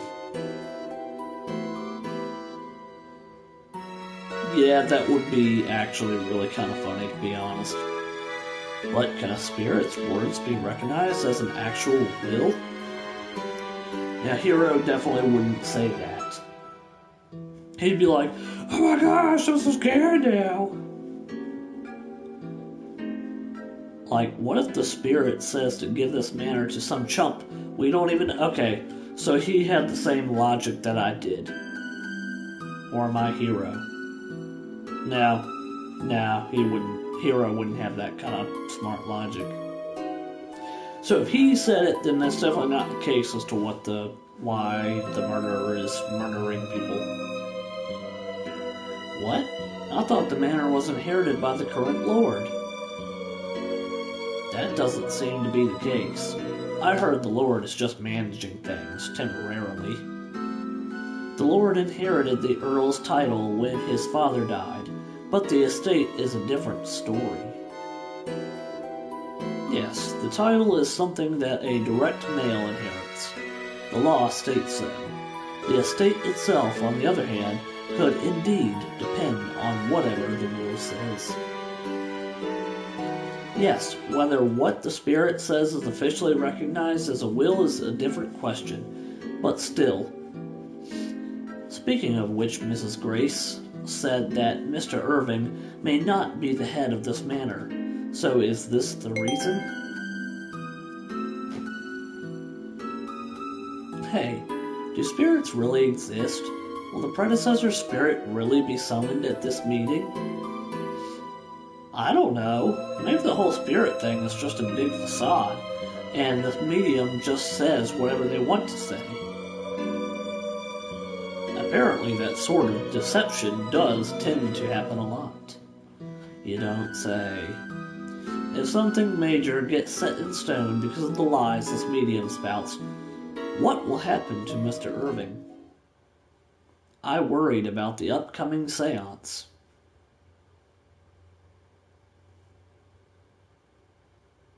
Oh, look at the time. It should begin soon.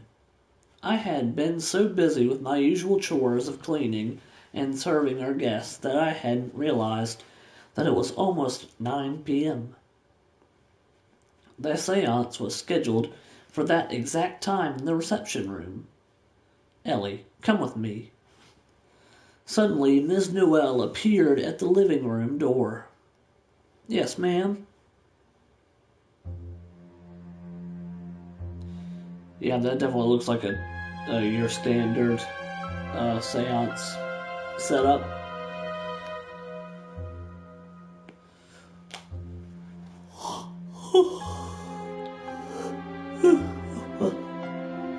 Why is the room so dark? It's apparently how you hold a seance. I'm not completely sure, but darkness is needed to help call the spirit. I see. The candles flicker, ever so slightly, moving the shadows. Everything just looks so creepy. Could you stay here for me? I need someone to greet the guests and show them to their seats. I have to step away for a minute. I'll be back in time. And with those words, Ms. Noel left me all alone in this creepy room. It's so quiet. I wouldn't be surprised if a spirit was already here. Maybe I should check out the room, just in case. I'll be back in a second.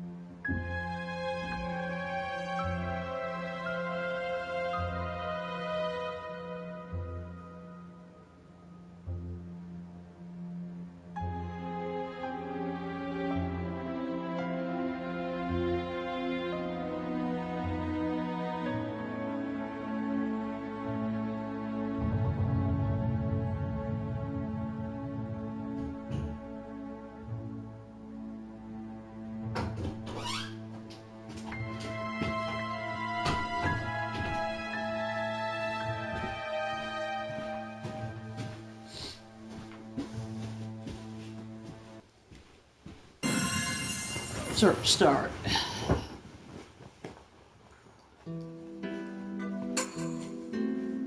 There is only a golden candelabra on the table. There seems to be nothing else.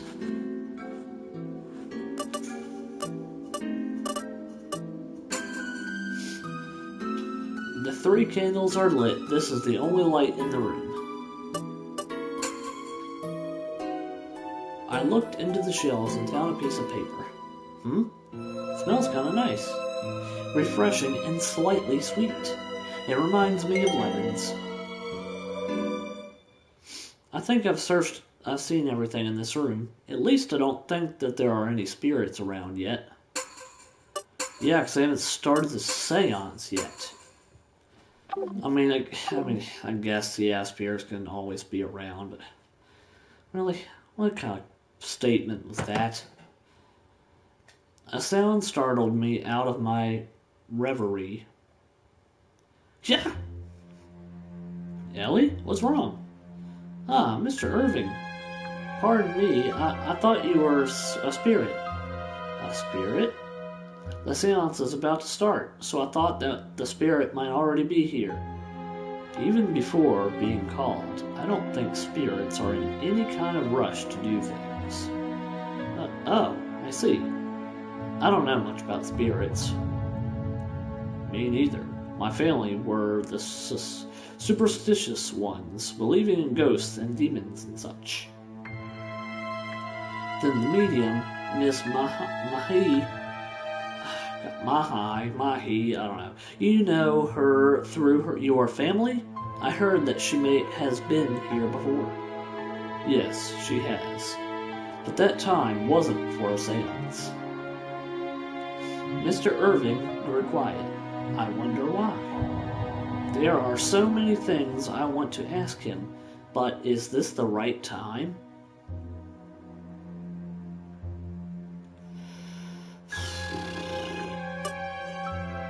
I feel like I probably shouldn't ask. He might tell me I'm being nosy like Mr. Ewin did. Let's not ask him anything. But the curiosity is killing me. Okay, I guess it wants me to ask then. Alright, let's ask.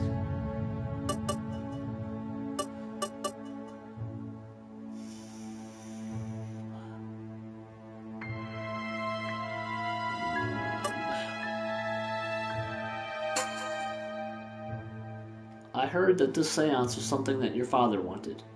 I believe that his last words were, "Whatever the spirit says shall be my will," or something like that. You're well informed. Where did you hear that? I overheard some people talking.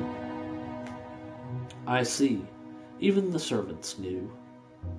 If you don't mind my asking, may I hear more about this will? Why? Please excuse me if I'm overstepping my bounds. It's overstepping my boundaries. That's 7 grammar issues now. But when something piques my interest, I won't stop until I know everything.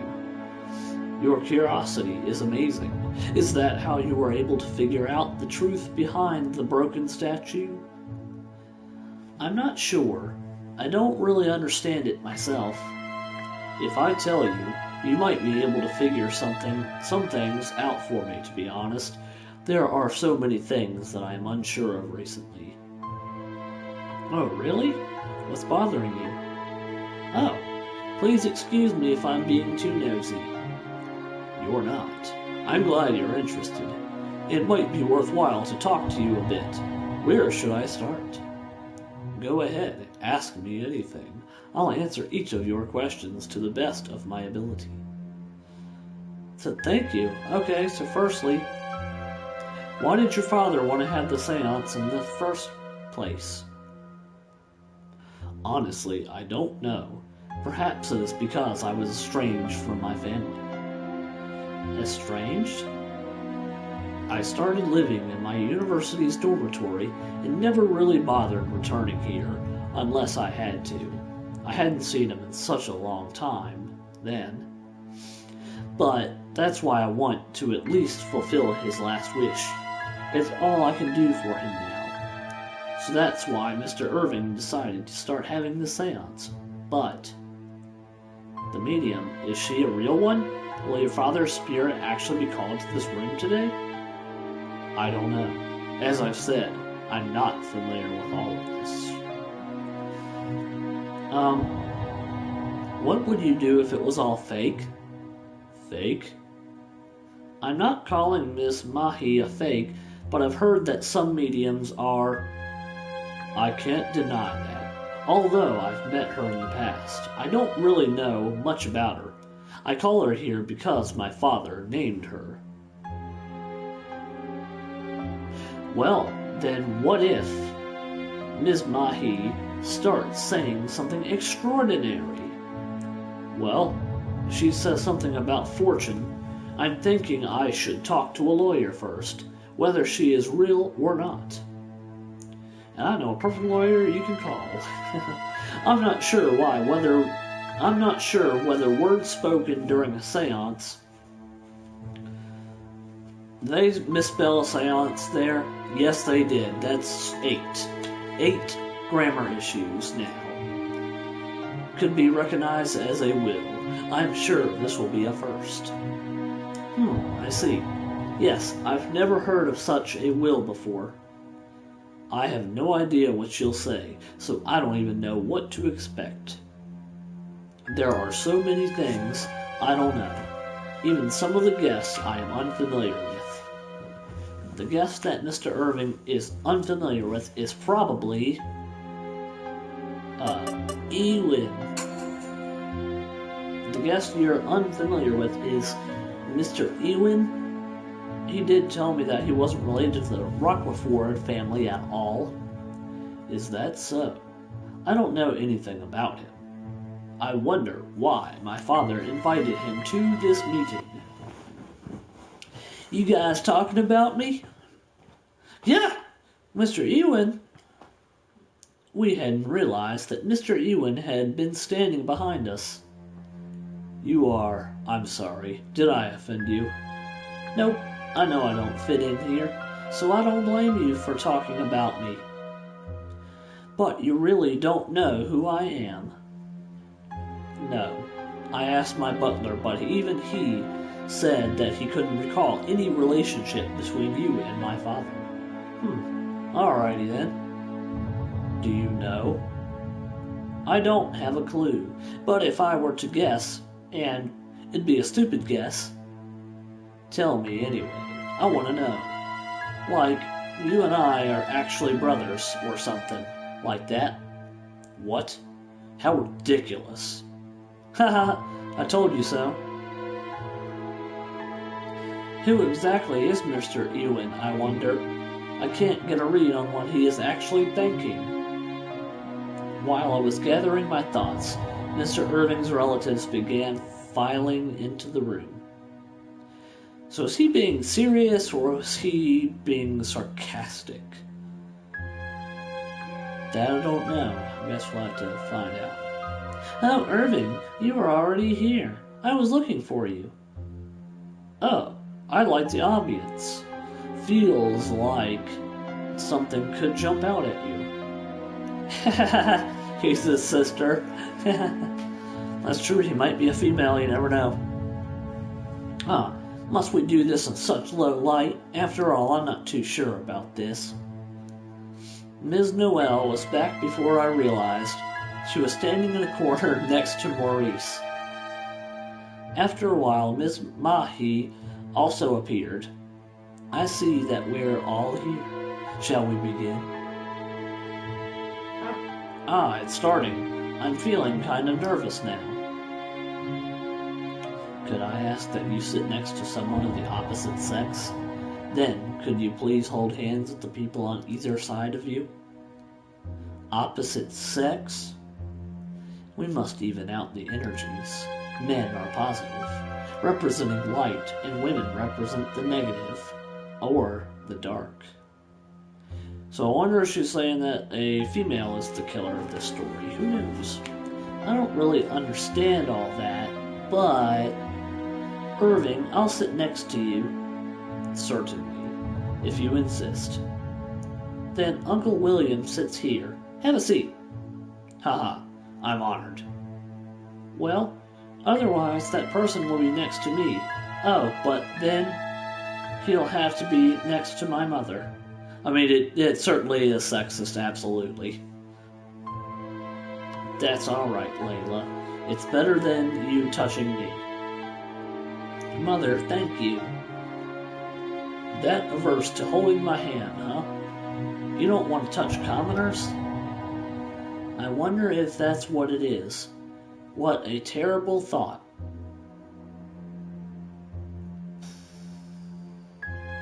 Did that include the maids?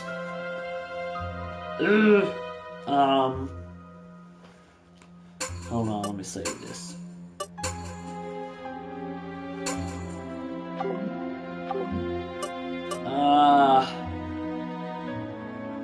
Shit. I'll sit and we'll see. If I may, could I join too? Oh, then do you want to sit here? That would be hilarious if she said that. Yes, let me do that. I would like to have an equal number of men and women, so can you join as well, Mr. Maurice? Sure, I can. Well, Maurice is better. Sit next to me. Yes, pardon me. Then I'll sit here. Excuse me. You should watch your behavior. People won't like you if you do too much. Sorry, I'll be more careful. Well, but it saved me. Thanks. Ewan gripped my hand a little tightly. Ew. Wow, it's kind of embarrassing. Ellie, give me your hand. I heard that voice and realized that Mr. Irving was sitting on my other side. Oh, okay. Mr. Irving held my other hand. Both of my hands are hot. Is this just me burning up inside, or... Right. Everyone's holding hands. Then let's call the predecessor, Mr. Oliver Roquefort. Please call out to Mr. Oliver silently inside your hearts. Miss Mahi waited for things to quiet down, then closed her eyes. Eloin, Isign, Frigatafi, et Apoliva. Tug of war with the maid. Yeah, pretty much.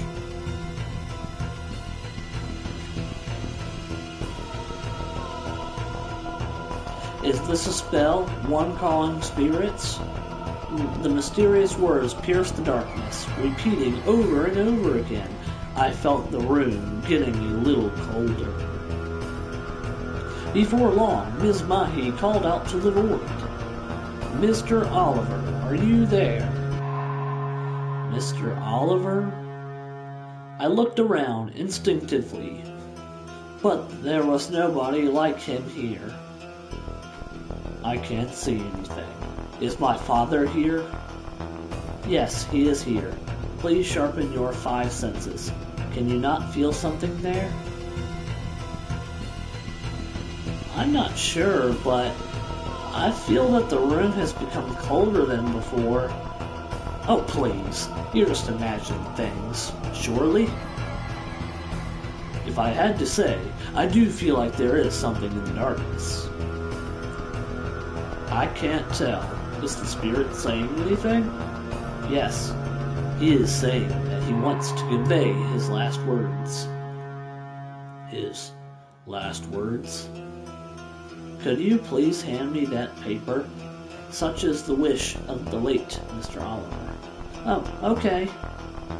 I handed the paper on the shelf to Miss Mahi. You mean the spirit is going to write on it? Yes. Ah. Mahi raised the paper high and then used the candlelight to illuminate it. Now Mr. Oliver has written on it. Please have a look. When I peered into the darkness, the letters were certainly there. How did that happen? You are telling us the spirit really wrote that? What on earth does that writing say? This is going full on Danganronpa here. Mr. Irving looked at the paper and was stunned into silence. What is this? I do not want Irving to be the head of the Rockleford family. The abominable demons must be eliminated. What the? So this is Mr. Oliver's will?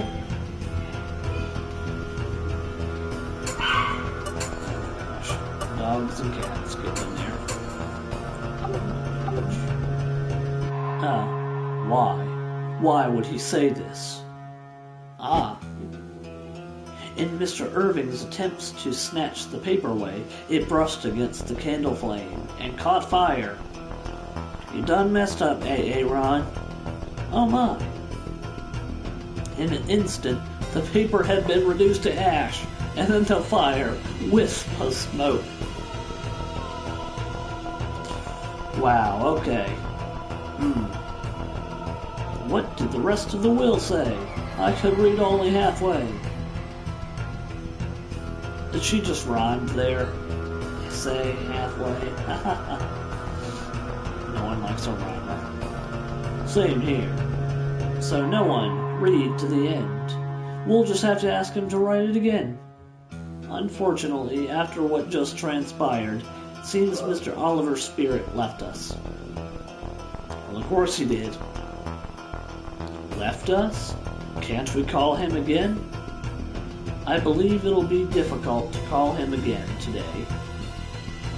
So what should we do? The entire will wasn't given to us. Can we try again on a different date? Hold the seance again, you mean? Yes, if you respect your father's will, then we should. Did we really call my father's spirit in the first place? Are you being skeptical? Honestly, yes. I am actually beginning to ask myself if there was even a spirit here at all. That was my brother's writing, was it not? I know you don't want to believing Irving, but words suddenly appearing on paper. Is that not the work of a spirit in itself? Well, was it really the spirit that wrote those words? Those words were written by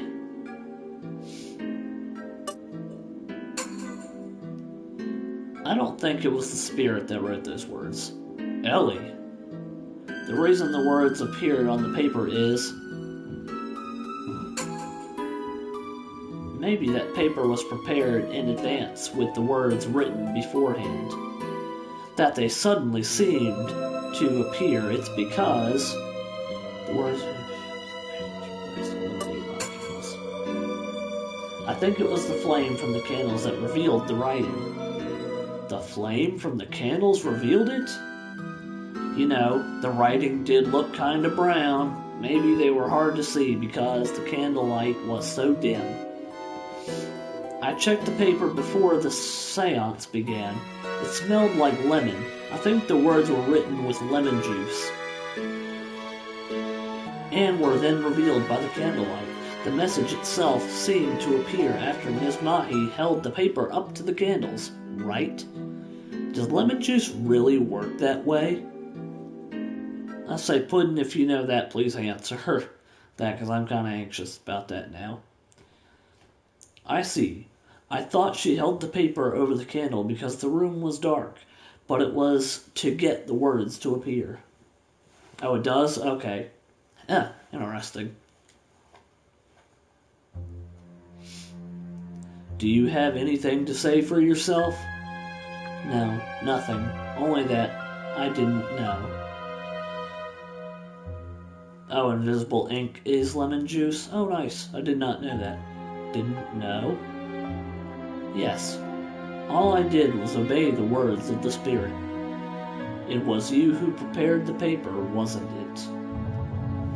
Excuse me, my lord. I think it's impossible. I was preparing the room before Miss Mahi arrived. She never came in. The paper was there before I even started. In other words, Miss Mahi didn't leave the paper there. Then who did? Who prepared it and left it here? Ooh, that's definitely interesting. Interesting. Alright. The spirit may have been lurking in this manner even before I called him. Huh? Before you called him? Yes. He may have just wandered. He may have just been wandering soul drifting around. So maybe it was Mr. Oliver that prepared the paper. The spirit prepared the paper? Do you know what a poltergeist is? Some spirits have the power to move objects, so it is indeed very possible. Is that so?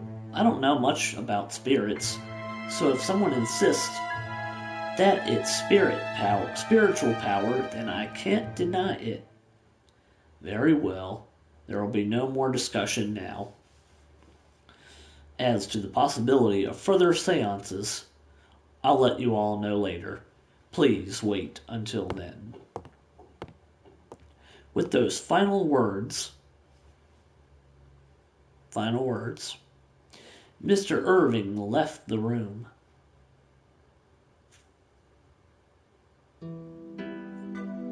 So how was the seance?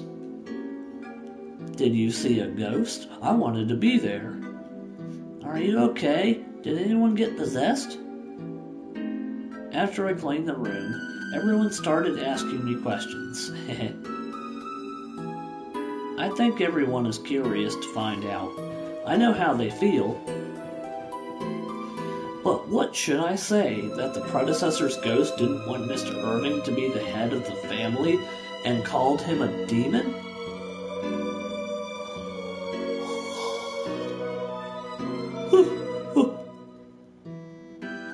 Oh, everyone is here. Are you done with your work? Oh, I still need to finish washing dishes. I need to clean the pots. I'll take the trash out. Garbage day! Hopefully no Ricky's outside. Ellie, put this away. Yes, sir. Maurice put the thing that was on the tray in front of me. Wine. Huh? This wine bottle. I think I've seen this before. But where? When I looked at the empty wine bottle, suddenly the sight of my dream came to my mind. Ooh.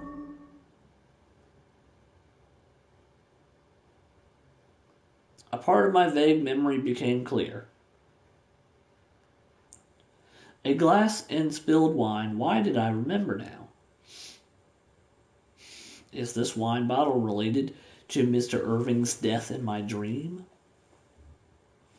If that dream is really a predictive dream, Mr. Maurice, did you bring this wine to Mr. Irving? Yes, I did. I transferred the wine to this decanter and brought back only the bottle. And Mr. Irving? There's another typo there. It's Mr. Irving, not Irvine. So that's what, 9 now? Yeah. Drink the wine already? Well, no, he didn't drink anything. At least not while I was there. It's not too late then. Should I go to stop Mr. Irving from drinking it, saying that wine may contain poison? I think it would probably be best to assess the situation first. Not to just, rush in and panic.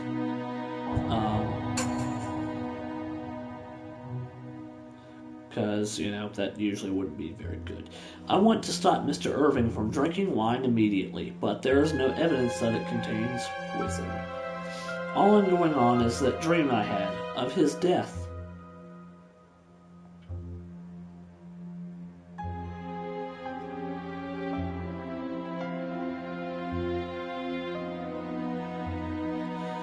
There must be some evidence that will make him trust me. Let me take a closer look. Search start.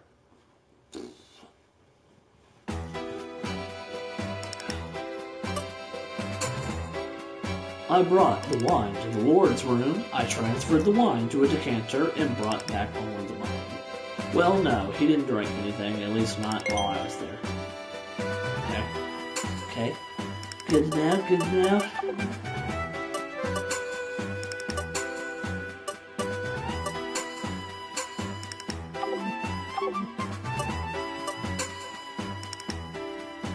The bottle is empty and only the sediment remains. Saved one bottle in memory. It's a wine cap seal. It may have originally covered the cork. There are 2 holes in it. What could they be? Ah, if I remember right, they're air holes. Saved cap seal in memory. It's a wine cork. There's a corkscrew stuck into it, as well as a small hole at the bottom. Ah! Natalie screamed as she passed by. What's wrong? There's a hole in the garbage bag. Oh, it's spilling. A hole? You're right. Hey, wait a minute. I looked into the hole and found a syringe there. Ooh! Why is there a needle here? Is that what made the hole? The bag's full of trash I picked up from all over the place. I don't know where it was thrown away. I see. Anyway, it's a very long needle. It might be as big as my finger. Is it different from an ordinary syringe? What do you use this for? Careful, the glass is broken. Don't touch it. Use this. Maurice gave me a handkerchief. Thank you very much. I'll borrow this for a bit, if I may. It has a red stain. What is it? It smells like red wine. Alrighty then. I think we know what that is. Saved handkerchief in memory. I carefully picked up the syringe with the handkerchief. The cylinder is a little wet. Was there anything inside? I probably wouldn't stick my finger in there, to be honest. Mr. Maurice, can I borrow this handkerchief a little longer? I want to bring the syringe with me. That broken thing? Well, sure. True, I haven't quite worked out what this syringe means, but I feel it's important. Anyway, I should go talk to Mr. Irving. I must hurry.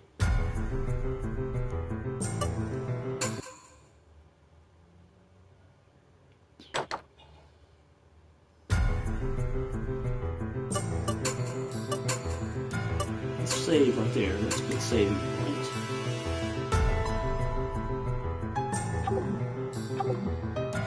Excuse me. I entered Mr. Irving's room without knocking properly. Ellie? Mr. Irving turned to face me, surprised, glass of wine in hand. Mr. Irving, don't drink that. It's dangerous. Dangerous? What do you mean? Explain everything to Mr. Irving. I need him to understand that there might be poison in that glass. Question start. I believe that your wine has been poisoned. Poisoned? What proof do you have? This.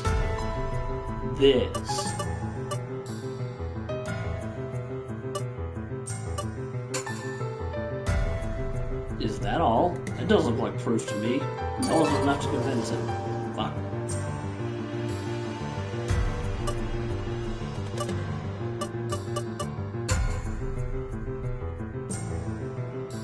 What the fuck? Alright.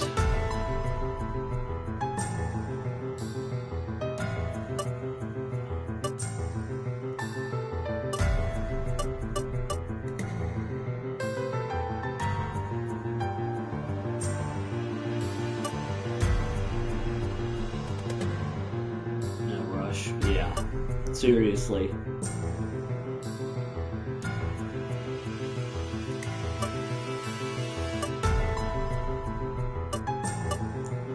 what could it be? Like, because I definitely thought it was... Okay, so they still have not updated any of those profiles. Oh gosh. Those were evidence enough for me, but what else? Shit. Alright.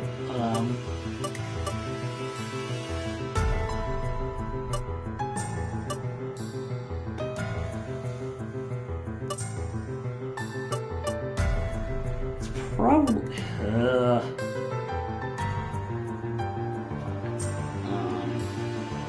I'm just gonna load up my save data.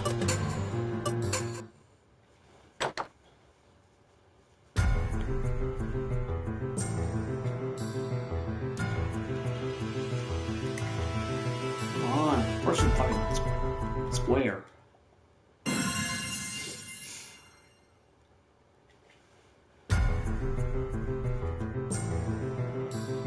Yes. This.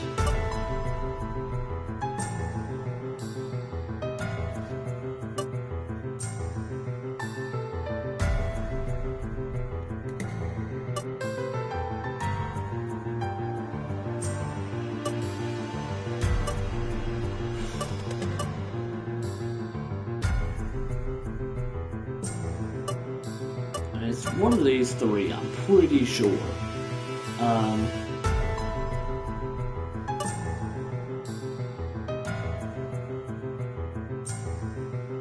We'll go with, I see the small hole at the bottom, we'll go with that. The hole at the bottom of the cork, yeah. There is a hole at the bottom. A hole? Normally there wouldn't be a hole there, right? You're correct. Why would a cork have a hole on the bottom? How the hole got there is because of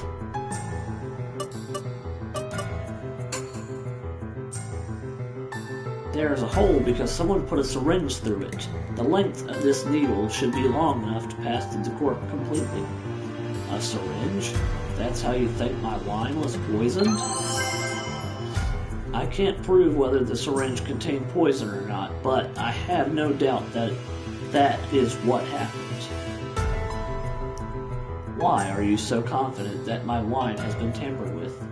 Well, because you died in my dream, that's what I want to say, but I don't think you'll believe me.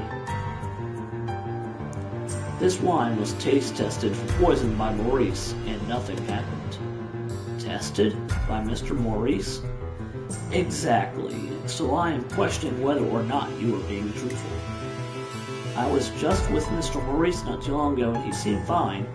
What's going on?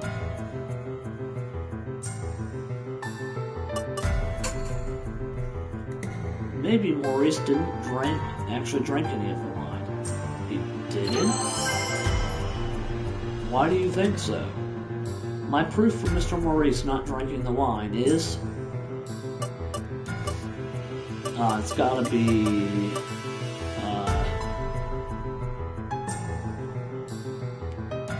probably that. Oh, I can't use that as evidence, okay.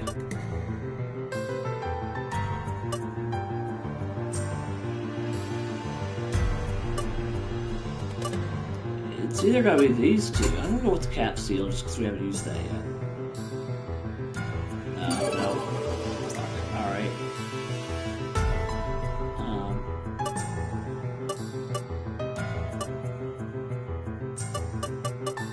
Gotta be the cork then. No? Alright, shit.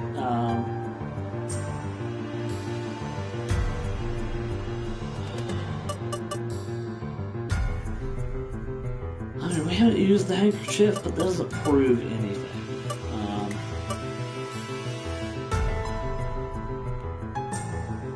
The rag, maybe? That's what I was thinking.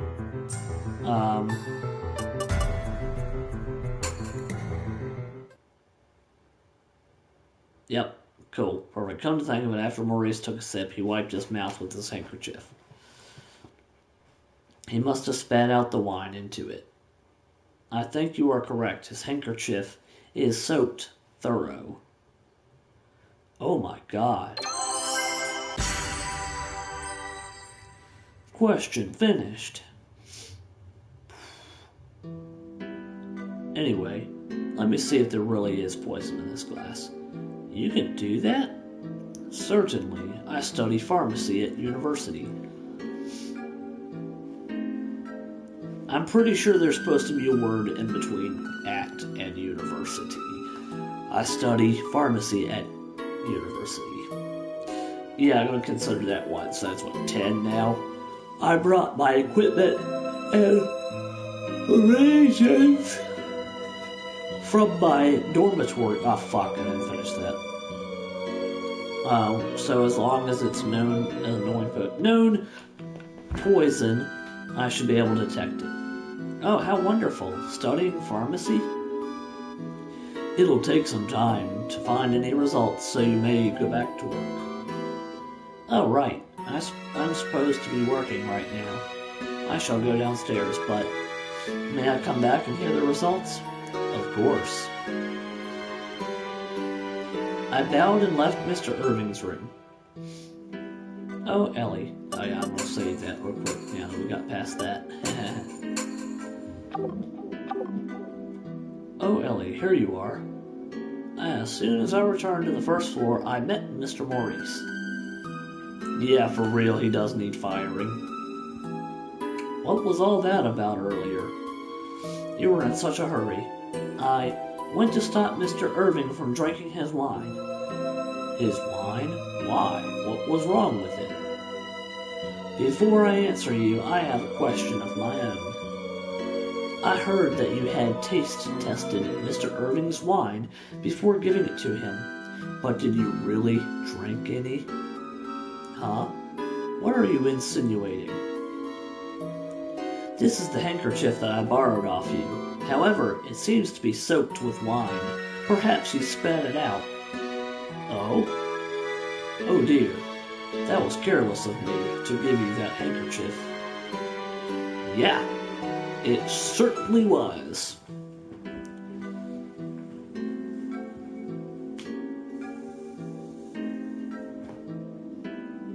If you do that, why would you? Yeah, bullshit.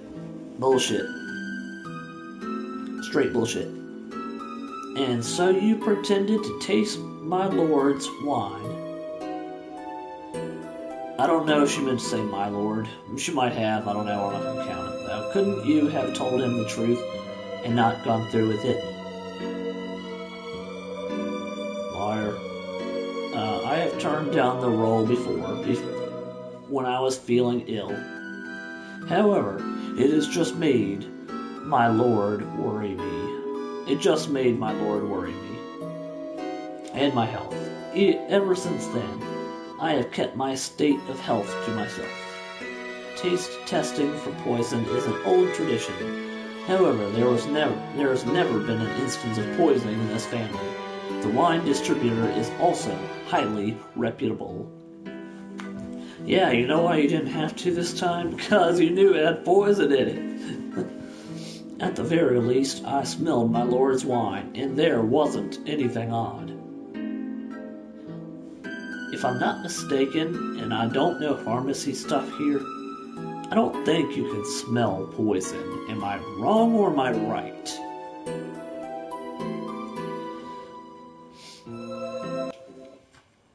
So that's why you pretended to taste test my wine, Maurice. My lord! I turned to see Mr. Irving coming down the stairs. After testing the wine, I have found that it was tainted with arsenic acid. Arsenic acid. Or simply arsenic. It is almost completely odorless and tasteless. Okay, so arsenic is definitely odorless and tasteless. Assuming they know their facts. And so far they've been not too bad, so yeah. So there really was poison in that wine. If my lord had even taken a tiny sip, my heart skipped a beat as I remembered my dream. How? How does something so dangerous get in the wine? Let's not beat around the bush here, bro. It seems that it was injected through the cork of the wine bottle with a syringe. A syringe? You mean that one I found in the garbage? Precisely. Didn't you notice the hole when you prepared the wine? I must apologize. I didn't inspect the cork very well. I only checked to see if the wax seal was still in place. Oh, I am deeply ashamed of this oversight. Liar. I should get out my clue liar button. There is usually a hole in the wax seal of a cork to allow for airflow. I'm sure that no one would be able to tell the difference between an airflow hole and one made by a syringe. Do you have an idea? Do you have... Okay. I know they meant to put any. Do you have... So that's 10. That's 11 now. Do you have any idea of when the bottle could have been poisoned? I believe it could have been directly after the seance, when I took the bottle out of the wine cellar. I left the bottle alone for a short time to fetch your glass, so it must have been while I was out of the room. Do you know who could have done this? Unfortunately not. I didn't see anyone doing anything suspicious. I'm terribly sorry. I can't be of more help. I see. Shall I call the police? We need their expertise. No, we're not going to do that. If we made this public, there's no saying what kind of rumors will follow. Yeah? Not only about the poison, but about the seance as well. I'm certain the town gossips will spread lies about this being my father's will, or such nonsense. However, I cannot allow the Rockleford family's name to be dragged through the mud, unless it will lead to the capture of this criminal. I have heard that the police have a difficult time investigating poisonings anyway. Understood. I shall endeavor to find out as much as I can. Thank you. Maurice gave a deep bow and left the room. Mr. Irving watched Mr. Maurice close the door behind him with a suspicious glare. Maybe he feels as if he cannot trust Mr. Maurice because he lied about the taste testing. I completely understand, but... Oh, man. Here we go again.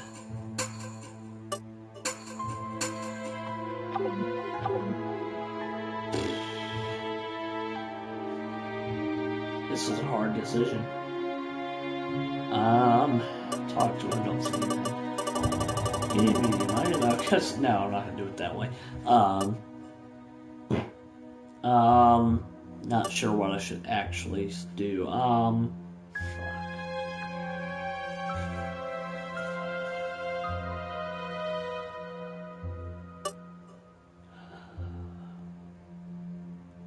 Yeah, I'm not gonna say anything. I'm probably making a mistake here, but... this doesn't seem the right situation for small talk. Thank you. Mr. Irving suddenly broke the silence with his warm words of gratitude. You stopped me from drinking that wine. If not for you, I'm not sure where I'd be. Don't trouble yourself. I'm just glad that you are all right.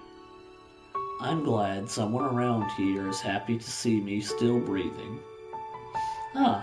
Of course I am. Someone? Does that mean that others wish him gone? Yeah, that's exactly where he'd be. I mean, someone did just try to poison him. There is no doubt in my mind that there is someone close that doesn't pray for his safety, but is actively working to end his life. I don't want him to die. No matter who wants him dead, I will protect Mr. Irving. Is he a cinnamon roll? Apparently. I kept secret my determination. I kept secret my determination. Ah! Number 12, I think. Are we at 11 or 12 now? I don't even freaking remember. We'll just go 12. I could never have imagined the horrifying whirlpool of murderous intent that surrounded my lord. Okay. Okay, then. That's the end of chapter 1. 12, okay, cool. Hey, cool, I got a silver trophy for it. And that was only chapter 1. This is a 4-hour game, and that was only chapter 1. Holy crap. That's gonna be crazy then.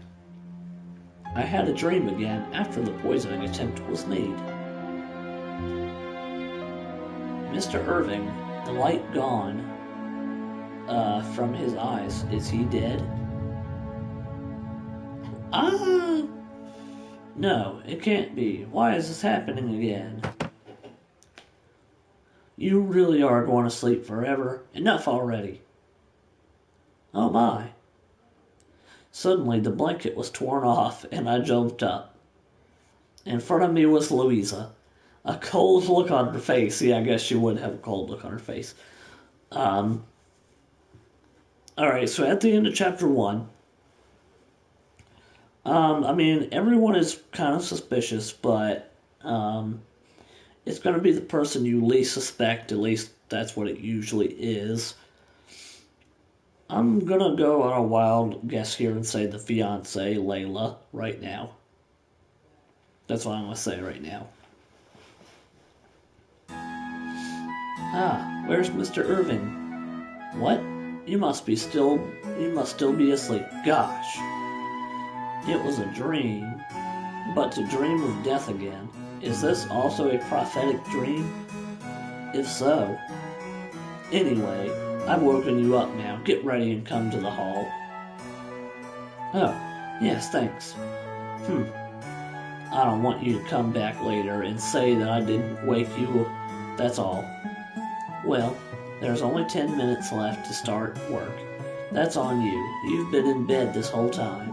It's not my fault, right? What? We only have 10 minutes again? Yeah, I'm sure Ms. Noel will be mad if you run like yesterday. Haha, you deserve it. Yeah, that's definitely Brittany if she was a maid, for sure. Don't be so mean. Are you still mad about that Virgin Mary statue? That was your mistake. Shut up! I'm gonna go now. Oh? I must hurry too. I got dressed and tied my hair.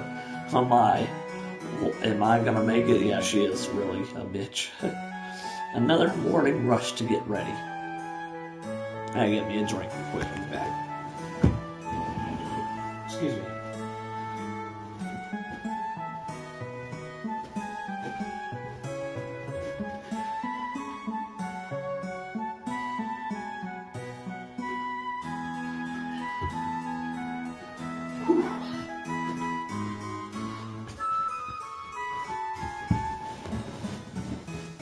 Alrighty. Huff puff. I should go to the same place as yesterday, right? I know Brittany said to go to the hall, but I can't remember if that's where we met at yesterday. I feel like she'd be the troll and purposely tell me to go to the wrong place. Let's see. Ellie, you almost didn't make it. Again. When I arrived at the hall, she is a fast dresser and fast hair tire. Ms. Noel was eyeing me in disbelief, and Louisa was standing off to the side, smirking. Yeah, I bet she was. I'm sorry, So why are you late today? Don't tell me. You slept in? Had another strange dream? She is right, but that's not gonna be a good excuse. Yeah, for real. Huh, there you are. Mr. Maurice suddenly appeared and beckoned me. Ellie, come with me. My lord is calling you. Mr. Irving is? Yes, Noelle, I'm going to borrow her. Understood. The Lord is calling? What's going on? And so, with Ms. Noelle and Louisa watching on, Mr. Maurice and I made off for Mr. Irving's room. Excuse me, my lord, I brought Ellie with me. Ah. Begging your pardon, my lord, how can I help? I'm about to hear Maurice's report on last night's incident, but I thought I should have you listen too. You helped me last night, and above all, I know you have much to offer in the way of insight. Oh my, I'm honored. Then allow me to report what I learned from my investigation into this wine poisoning incident. As I stated last night, the poison was probably mixed in when I retrieved the wine from the cellar after the seance. The cellar is normally locked, after all, and my lord and I are the only ones with the key. Moreover, it would have been impossible to know which wine my lord was going to drink in advance. I haven't played Bloodborne, but I'll take your word for it. I wonder if that key in the Virgin Mary statue also led to the wine cellar, and somebody who knew of the key went to take it, which would have only been those three, Noelle and Louisa, so it's a possibility. There are so many varieties of wine in this manor. Were you the one who decided which to drink, Mr. Irving? Yes, after the seance, I asked Maurice to bring me 1900 Margaux. So, if the culprit was able to mix in the poison, it must have been after I had taken out the bottle and gone to the dining room to look for a glass and such. But didn't he just say that it was that someone snuck into the wine cellar and did it? So Mr. Maurice is changing up his story then. I see. And where did you put the bottle? In this storage next to the kitchen. The room itself isn't protected. Under lock and key. Unlike the wine cellar or the shelves for storing silver tableware. Which do. Unlike the wine cellar or the shelves for storing silver tableware, which do. I'm pretty sure which do is not supposed. I'm pretty sure that's number 13 right there. Storage. Anyone who wants to enter the storage can easily do so.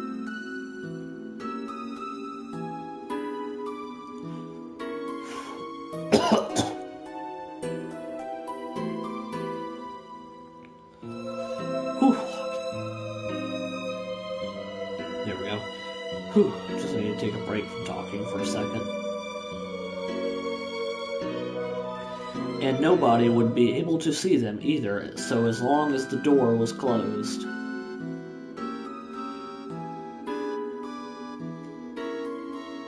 So I checked around to see who, if anyone, could have mixed in the poison.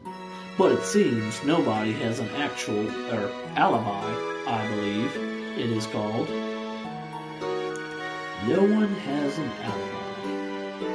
Yes, it seems that everyone was doing their own separate thing, except Mrs. Grace and Ms. Layla, though, who told me they were together in their room. It's not that I doubt them, but their testimony doesn't seem very credible. Indeed, even if something happens, they may very well just try to vouch for each other. So this means it's possible for everyone in this manor to have committed the crime. What do you think, Ellie? Well, for the time being, we should think so. I hope I can do a little more investigating. Check everyone's belongings, for instance. Then we need to explain the situation to everyone. Does that not sit well with you, my lord? It doesn't, no. We must be careful with our words, so as not to invite rumors. Well, if Mr. Irving says so, then there's nothing I can do. There's no guarantee that we can find the culprit, even if we check everyone's belongings. We shall conduct rigorous testing for poison when we prepare our meals from now on, my lord. I'll make sure that things like last night never happen again. Very well. Now then, we shall return to our duties. Ellie, help me prepare the breakfast. Understood. I need to do my work well. That dream is making me worried. I was told to prepare breakfast, so I must go to... my room. No, it won't let me. Ellie, could you take the tea to the dining room? Yes, of course.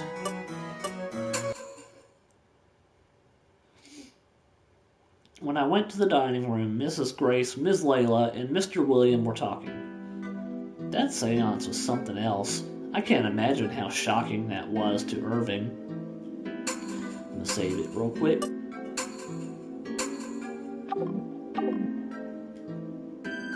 Quite right. But was Oliver's spirit really called? You think that medium is a fake? I'm not saying that. Her mother was a very big help to us long ago, after all. However, those words, abominable demons and whatnot, they simply do not strike me as something Oliver would say. Because Oliver had a nice personality, didn't he? Indeed, he was. But it's been a while since, no? To me, that stern message sounded just like Father. Our dear brother did become more and more like him. I see. Well, I hadn't seen Oliver for nearly 10 years by the end, so I can't say anything. I'm much the same. The funeral here the other day was my first time home in a good long while. Is that so? So the predecessor was estranged from not just Mr. Irving, but his own brother and sister as well. I was listening to their conversation while serving tea. The biggest question is the inheritance. We could only read the letter halfway, but he did say he doesn't want Irving to inherit this place, right? If that's his will, then Irving is... Don't worry, Layla. That piece of paper won't be recognized as a will. It's Irving who is going to inherit the manor and the rest of the Rockeford's fortune. Mother, yes, I believe so. Irving will marry me and work to make the Rockeford family flourish even more. It's impossible that he won't inherit the fortune. Haha. Believing something is all well and good. Whether it actually happens is a different story. At that time, Mr. Ewan came in from the dining room door. Looks like you guys are having fun. What are y'all talking about? Nothing. Nothing. What? You only talk to your relatives? I'm a guest too, you know. Huh? A guest, too? You know nothing about your social position. I hate to talk to you. I even hate to sit down at the same table. Huh? I've hated all right. I haven't even done anything, though. That vulgar way of speaking, how you eat like a stray dog, there are plenty of reasons to hate you. Wow. Wow. Wow. Okay, then. That is definitely some mean shit going on right there. Okay, let's go. I see. If you say so, then I'll say that I'm sick of your pretentious way of speaking and eating. But so what? Excuse me? You know nothing about manners. You really don't know where you stand. Who do you think you're talking to? Things are getting kind of tense. What should I do? Arbitrate or watch silently? Why isn't the leave the room an option? I'm not gonna get involved. For the time being, I can only watch silently. There's nothing I can do. I watched on with bated breath, and then... What's going on? It's so noisy. Mr. Irving entered the dining room. Irving, listen. This guy's being so rude to us. What? Look who's talking. I was just trying to make conversation. You're the one who's going on about knowing my place. I understand the general situation. Please calm down. Mr. Irving took a breath and turned to everyone. I'm telling you, as the head of the household, you guests are not to be rude to each other, regardless of who you are. Man, that reminds me of my story. Wow. Okay then.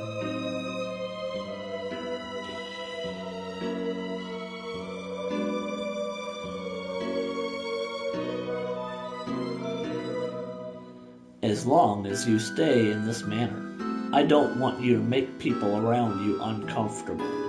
Can I trust that you will all comply? Okay, if you say so, Irving. Okay, as you wish. I don't want to get kicked out. Everyone calm down. Mr. Irving sure is impressive. No wonder it is so lively. You are all together. Miss Mahi had entered the dining room, her usual smile on her face. I still can't tell what she is thinking of. But now that she's here, everyone's present. I should bring the breakfast. Wait, I don't think Mr. Wait, is Mr. William here? Oh wait, he is. I think he just hasn't said anything in a long time.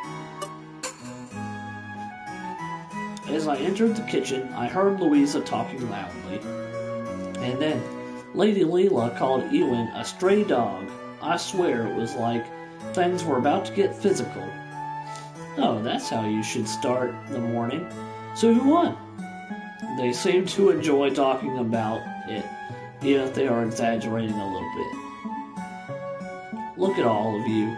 Less talk, more work. Are you going to keep the Lord and the guests waiting? Yes, ma'am. I will take these. If you are low on staff, I can help carry the dishes. No, that's not necessary. You're still an apprentice, so stay away from the guests. Sorry. I think it's alright. We're short-staffed anyways. We can't just have anyone serve the guests. Assigning a task to an untrained servant would be a disgrace to the guests, wouldn't it?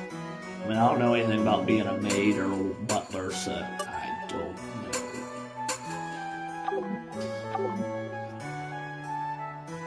know. Is that so? There used to be more servants here in the old days. One time we let a lot of people go. After that, there were wars and the like, and the predecessor didn't fill out the ranks, so we are still low on numbers. I see. By the way, are all the servants we have here? Yes, that is it. We do have other servants who don't live here, like the gardeners. That means that I've met everyone in the manor. I didn't notice anyone acting weird. The culprit who poisoned Mr. Irving's wine and the culprit who wrote that message on the wallpaper must be present in this manor, though. Watch out for Mukuro Ikusaba, rumored to be the ultimate despair of this manor. Ellie, take these soups, too. I've just finished taste testing them for poison. Understood. You certainly are being thorough with your testing today. Yes, things cannot go wrong again. Yeah, we can't let our guard down. Poison could very well find its way into other things, too. I mean, with Mr. Maurice's testing, we should be fine.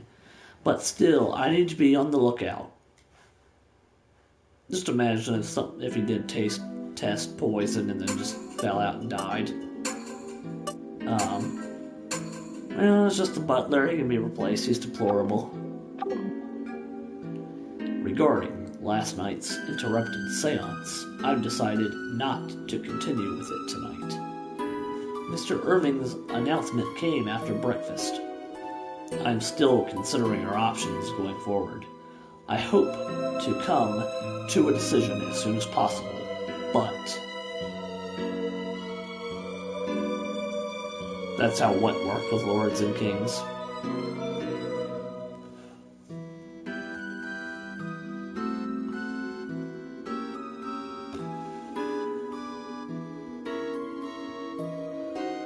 I see. Understood. To be honest, I feel relieved for not doing it tonight. However, I do have work to do. So please decide quickly. I don't mind anything. Irving, don't rush. Think carefully and decide. I'll be waiting for you either way. Well, of course you'd be polite to him. One dies, replace them. Yeah, I kind of figured. Oh, thank you. I wonder what will happen to the seance. In the end, it still relates to the matter of the will, so things should be considered carefully, yes. Ms. Mahi is suspicious in various ways, after all. Plus, there was that attempted poisoning, too. Incidentally, I'm free as a bird today. Ah, I know. Why don't we all go hunting? Hunting?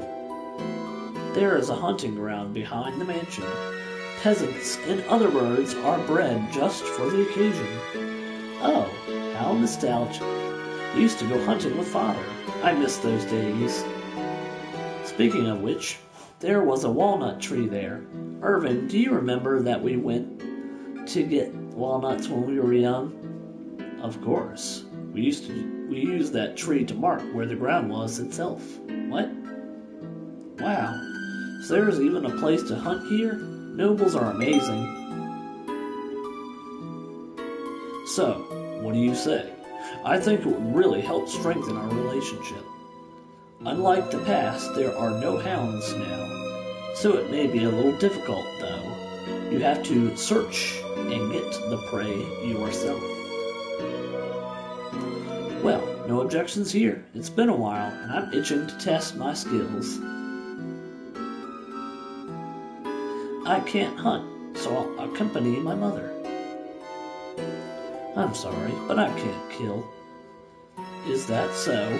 Well, I won't force you. What about you? Me? I've never been hunting before. I'll teach you, so why not try? I think such experience is hard to come by. Well then, it seems like a good way to pass the time. Alright, you'll be joining too, right, Irving? Yes, I'm the host, so of course I will. Mr. Irving will go hunting too. Will he be alright? Oh, yep, there definitely is a tree that I see. Yep. He's leaning up against a tree. I'll have our staff get things ready for the hunt. They should be done by noon, so please wait until then.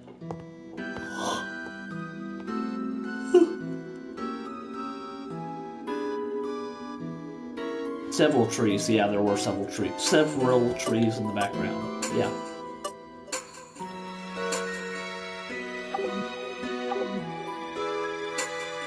I'm gonna warn him this time. I have to say something. I don't know if he would believe my dream, but at least I should tell him to be careful. With that, though, I went after Mr. Irving. Mr. Irving, may I talk to you? You want to talk? Sure. Mr. Irving stopped and looked back at me. It seems that you will be hunting today. Please be careful. Oh, of course, there's always danger in hunting.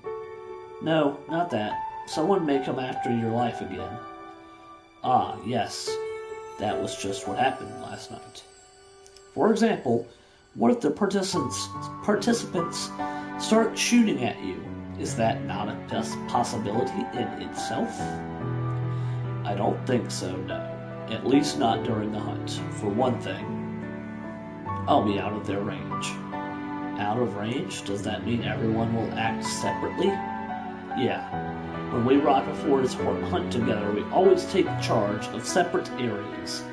So I think that's how we'll do it this time as well. As long as they stay in their areas, it'll be difficult to shoot me. They're all pretty far apart. I see. But couldn't someone just sneak closer to a location within range?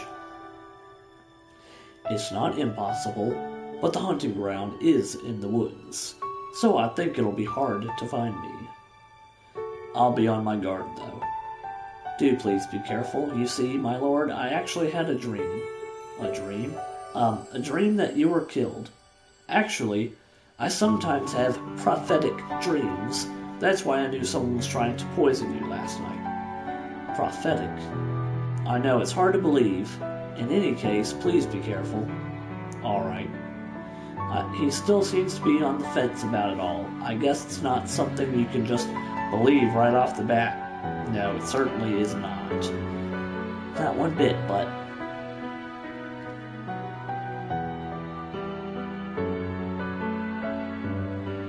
If I were Mr. Irving and she knew about the poison last night, I would certainly believe her, but that's just me.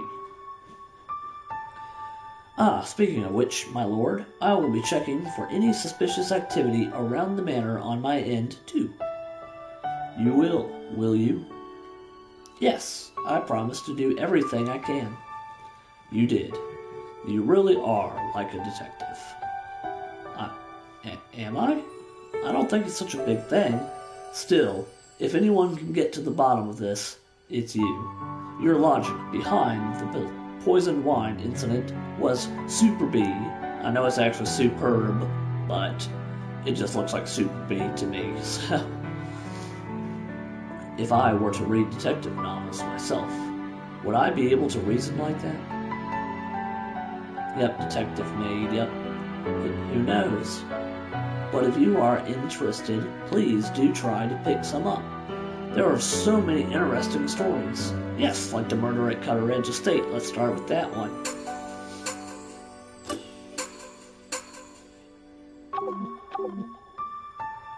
That's right. Maybe I should. What do you recommend? What I just said, the murder at Cutter Edge Estate. My recommendation? Well, let me think. The Adventures of Sherlock Holmes may be a good choice as your first book. It's a collection of short stories and all are good. That's different person like peering onto the screen, side swiping, instead of just, appearing. What are you talking about, Irving? Miss Layla came in between us as if to interrupt. Oh, it's nothing. If a maid can hear about it, then so can I. I haven't had a proper conversation with you since I arrived at the manor. Is that so? I'm sorry. That's fine. Instead, could you spend a lot of time with me today? All right, I have something I want to show you, Irving. Something to show me? Well, something I want you to listen to. More like it. I'm going to prepare, so look forward to it. Will you come to the terrace in an hour or so? Sure. I stood in silence. It was like I didn't exist. This knife. Can't find a good time to speak, obviously. What should I do? It's awkward being here, but I shouldn't leave without permission. Ellie, what are you doing? At that moment, Ms. Noel passed by. If you're free, clean the guest rooms. Yes, right away. With that, I breathed a sigh of relief and excused myself. Cleaning the guest rooms. Maybe this is my chance to investigate the guests.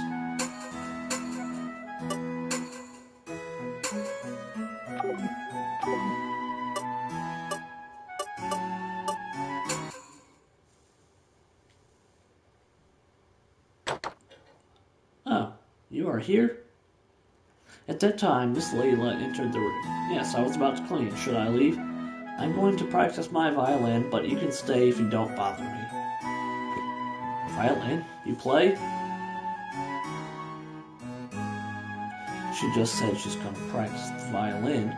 No, she doesn't mean she plays it.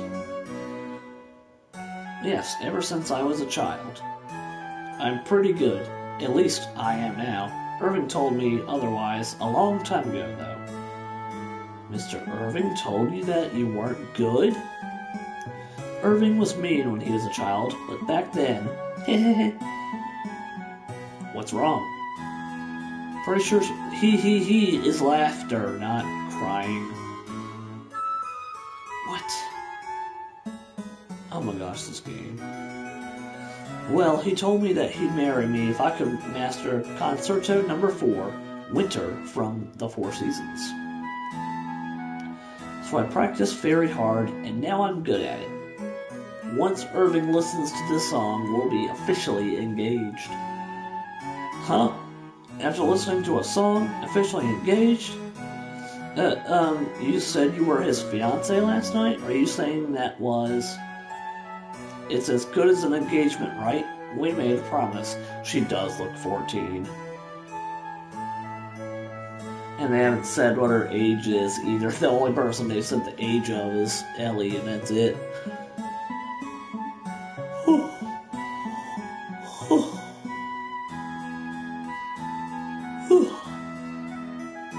That was, if you can play the piece well. Plus, it was just a childhood promise.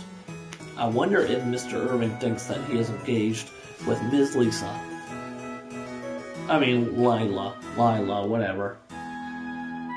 You damn you, bye, Lisa.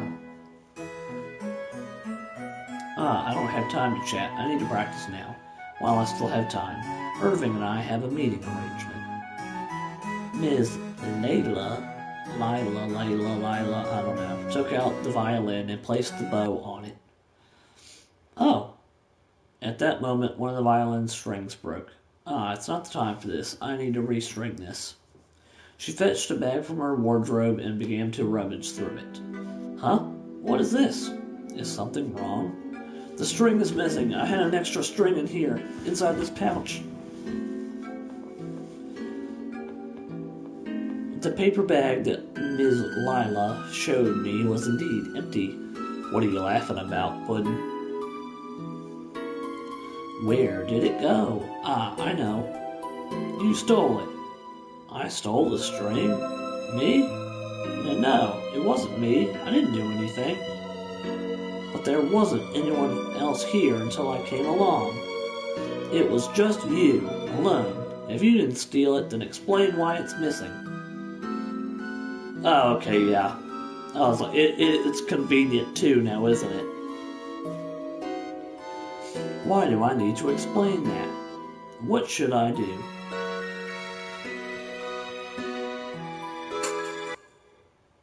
Even when I say I didn't steal it, she won't believe me. First, let me check the situation. Maybe I'll learn something.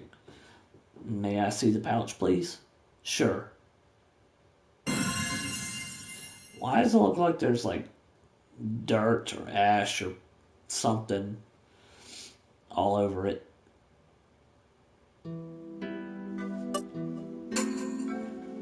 The pouch is covered in whitish powder. What is this powder? Oh, it's face powder. I spilled it inside the bag this morning. I didn't know it got all over the pouch, too. When you say this morning, exactly when was it? Well, after going for a walk with my mother before I went to breakfast. I see.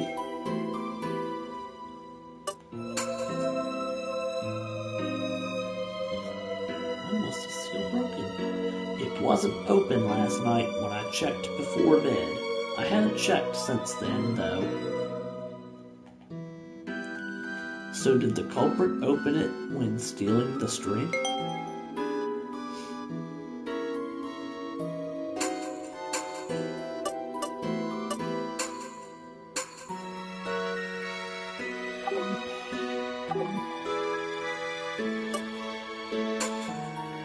I see a fingerprint up there, yep. Something that looked like a fingerprint had been left on the pouch flap. No, I didn't. She looks pretty angry about that. Then that means that someone touched the flap after breaking the pouch seal.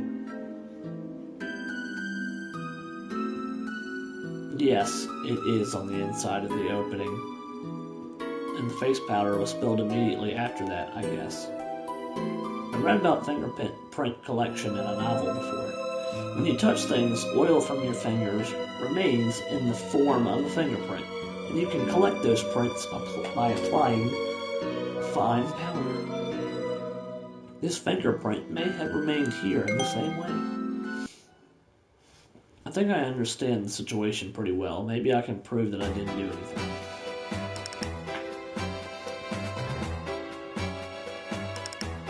First, the time when the string was stolen was when I was sleeping.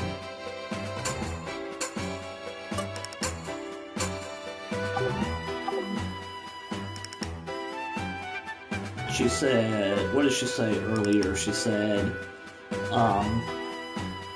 that she spilled powder before breakfast. And then she said, really? Do you have any evidence? Evidence? Well, maybe not. No.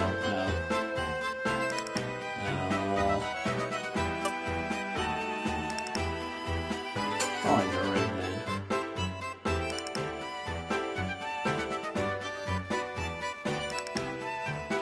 You seem to suspect me because I was here by myself the whole time before you came. But if the string was stolen before that, what would that convince you of my innocence?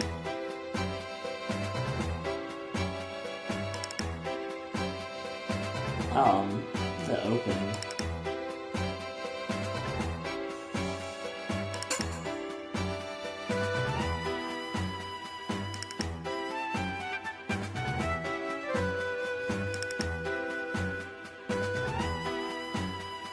That the string was still in the pouch last night before bed. If the culprit was aiming for your absence, then the string was stolen during the walk. I see. I think so too. Are you convinced that I'm not the culprit? Yes, I believe you. You should thank me. Oh, thank you very much. I wonder who stole it. I can't play like this. I think it was probably Irving because he don't want to get engaged to her. May I borrow the pouch that had the string in it? I'm going to look for the culprit. You're going to look for the culprit? Well, sure. I won't get my hopes up, though. Still, let me know if you find anything. Yes, excuse me. I left Miss Layla's room holding the pouch. Yeah, thank you for being a bitch, it's right. And I didn't do any cleaning in that room either.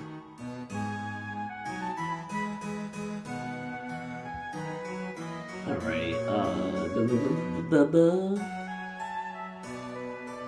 I noticed can't go to the Lord's room.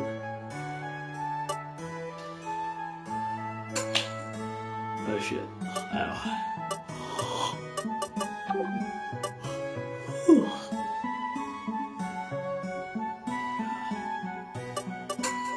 Yeah, that's what I saved. Go to the red room, why not?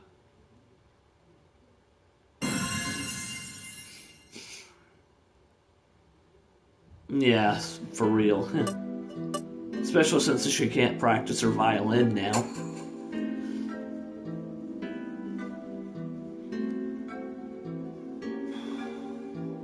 I feel like if I look inside, he's gonna come back and be like, what you doing? But, what is?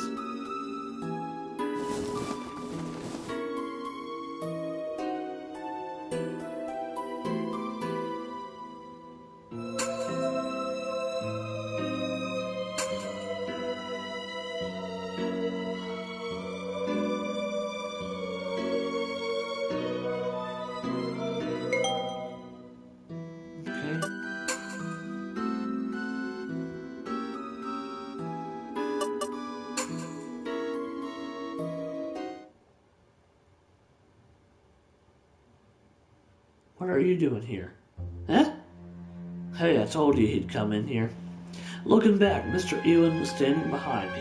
How did that happen? How long was he watching me for? Why are you holding my pendant? Trying to steal it or something? It's only cheap, you know. I don't steal. Then what? You just thought you'd snoop around my room, huh? You sure are nosy. What did your master tell you to check on me or something? He didn't, no. Something piqued my interest, that's all. It was all me. What are you so interested in? Tell me. Well, what should I do? I mean, it's all out in the open now. Maybe I should just ask.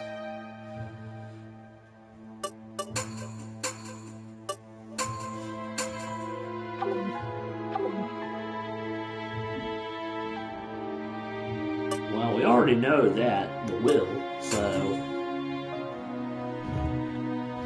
Who is the person in the present picture? My mother. I knew it. She does look like you, Mr. Ewan. Yeah, well, she was beautiful then. She was nothing but skin and bones at the time of her death. So she's already passed away. Suddenly, Mr. Ewan stared at me. What's wrong? Oh, it's just... My mother was a maid like you. She worked for a baron and his family. Your mother, too? Really? There was an epidemic going around at the time. It got her master, so she had to take care of him. But then she got infected herself. Well, this did come out in September of 2020, so I think we know where this is going, or what it's alluding to. She collapsed to the floor one day, and eventually the disease claimed her life. The Baron's family was horrible. As soon as she collapsed, they fired her and kicked her out. Huh? Well, she only collapsed because of the... For a noble, a maid is either useful or not. That's all they care about.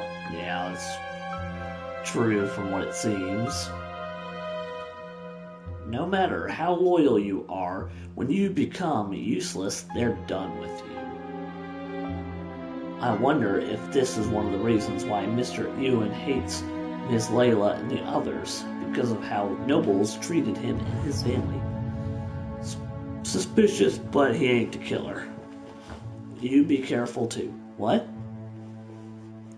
No matter how hard you work for the master, you won't get rewarded. Is he saying that out of concern for me? Because of how I tried to do too much for Mr. Irving? Yeah. Maybe Mr. Ewan is right. I mean, no, Mr. Irving would never be so heartless. But still, effort doesn't necessarily guarantee a reward. But I still think that I want to do everything I can to protect Mr. Irving's life. What should I ask about? Well, I guess I have no option now. Shit. I'd like to ask you why you were called to the manor, Mr. Ewan. Did you really mean what you said to Mr. Irving last night? When I said him and I are actually brothers, I am pretty serious. Think about it. Everyone at the seance, they were all family, except for that medium. And you, I guess, the protagonist, and Mr. Maurice, I guess? It doesn't make sense for me to be the odd one out, right? Maybe we're not brothers, but we could be related, no? That's true. But it didn't seem like anyone knew who Mr. Ewan was. Would relatives act like that to each other? Anything else you want to ask? No, this is enough. Thank you for sharing those things with me. Don't mention it. You can make it up to me by just answering properly when I ask you something. Well, okay, I will, if I can. All right, it's a promise.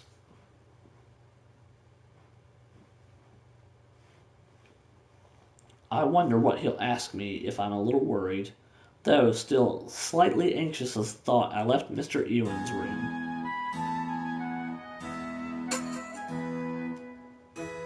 Where should I go now? Really? And every other game shows me what trophies I can come on.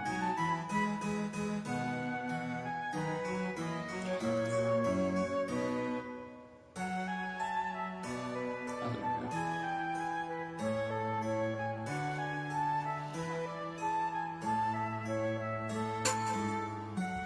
go. Where should I go now? Let's go to the green room. I'm pretty sure this is Mr. Williams' room. There was nobody there. I'd better start cleaning, I suppose, huh? What is going on, William? Explain. At that time, did you just say there was no one else here? Oh, came into the room. Okay. I'm jumping ahead of myself a little bit. At that time, Mr. William and Miss Grace came into the room together. Well, I just need a little money. Like I said, one of my transactions fell through. So you want to borrow money from me, even though you just bought yourself a shiny new car? Before I knew just how bad the transaction had gone, yes. Oh, I see. I'm sorry, but I can't. I have some financial matters I'm attending to myself. I know. I'm really sorry. I must ask you not go to Irving. He is going to marry Lila. I don't want to make my child have a hard time. In the first place, that marriage is... what? No. Putting Layla, herself aside, you're very enthusiastic about this marriage, aren't you? Why wouldn't I be? It is only natural to want to fulfill her wishes. She's my darling daughter, my only daughter. Of course, marriage must have a future, but this union will truly strengthen both the Requifords and my own family. So there's no problem. We'll be rock solid. Make the family rock solid. Well, that's what I thought. Mr. William and Mrs. Grace are both dealing with issues of their own. I don't really know the details. Besides, is it even okay for me to listen to their stories here? Anyway, Oh? She looked at me as if noticing me for the first time. What is going on? How long have you been there? Since the beginning? You stood there quietly the whole time? You really are clueless. Get out of here. Yes, ma'am, I'm truly sorry. She's really cross with me. I guess I shouldn't have listened in after all. I bowed deeply and left Mr. Williams' room. Huh?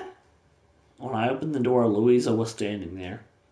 Man, I haven't gotten any cleaning done at all. Why are you here, Louisa? Quiet. Louisa covered my mouth and dragged me off to the side. Whew, we're okay here. I was kind of freaking out there for a minute. Louisa, what were you doing there? Nothing. I was just eavesdropping. Interesting conversation Mr. William was having, eh? Eavesdropping? It sounds like they're having quite a difficult time. Things could really blow up, don't you think? Are you having fun, Louisa? Does it matter if I am? It's a perfect way to fight off this boredom. Louisa gave me one final glare, then left. Boredom, huh? I wonder if everyone starts craving excitement like that after working here so long. Anyway, I didn't really understand all of what Mr. William and Mrs. Grace were talking about. Did Louisa? I guess you must be a dumbass then, because it's pretty damn obvious what the fuck they were talking about, bitch.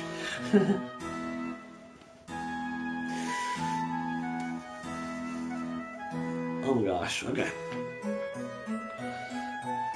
I'll ask her the next time I see her.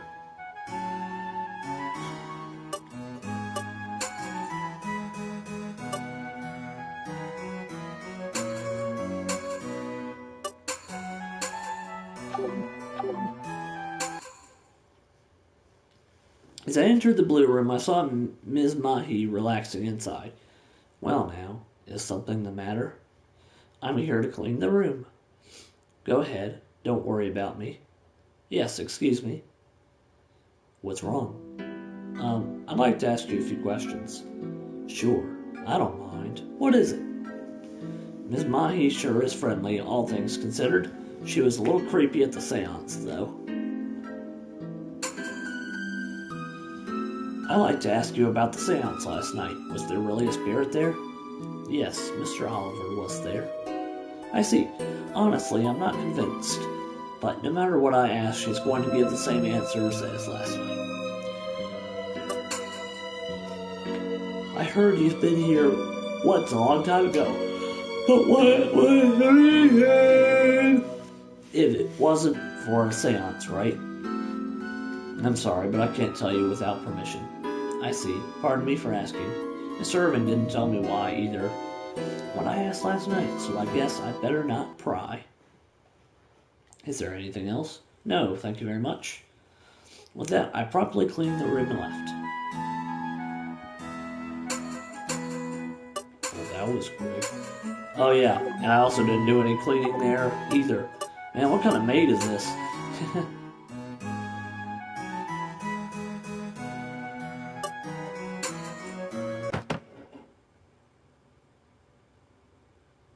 Which room got cleaned? I don't remember any rooms getting cleaned. Ah, what are you doing? We'll never get things ready in time. At this rate, I'm sorry. You can't see well with that long fringe. Surely you should cut it. Oh, yes, you're right. I told you so before, right? Why haven't you cut it? Seems to be a pretty tense situation. I should... can I ask you something, Louisa? Wait, so she interrupted herself? What? I quickly called out before she could fly into a rage. Ellie, what? Alright.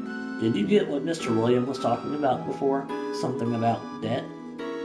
Well, yeah. Do you want to know? But we didn't actually clean her room, though. We just talked to her and then left. Can you tell me? What should I do? Can you tell me about that, please? Heh, you want to know that badly, huh? What to do? Okay, then.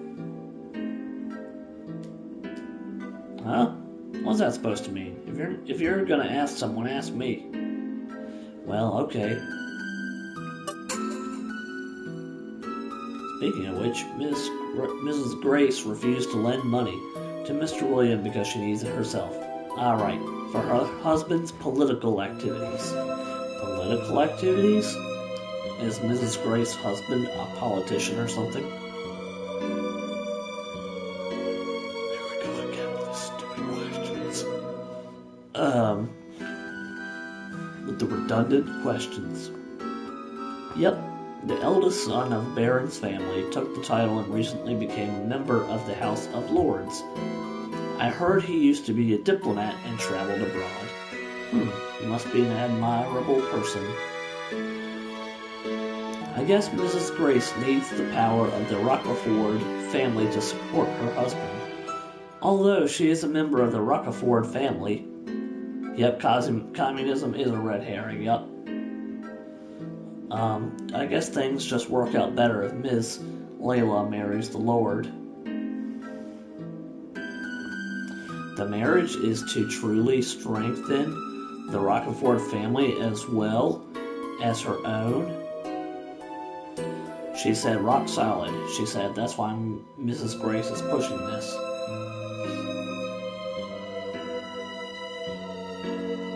What should I ask about Mr. William?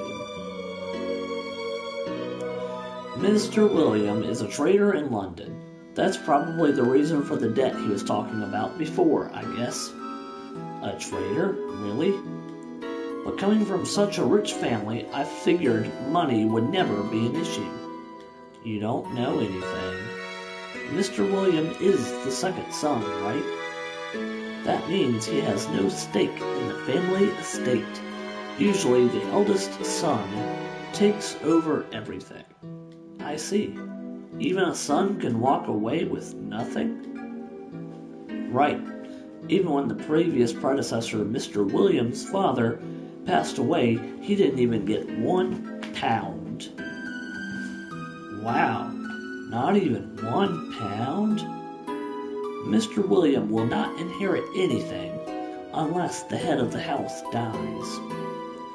Does that mean Mr. Irving dies? Then Mr. William can inherit the property?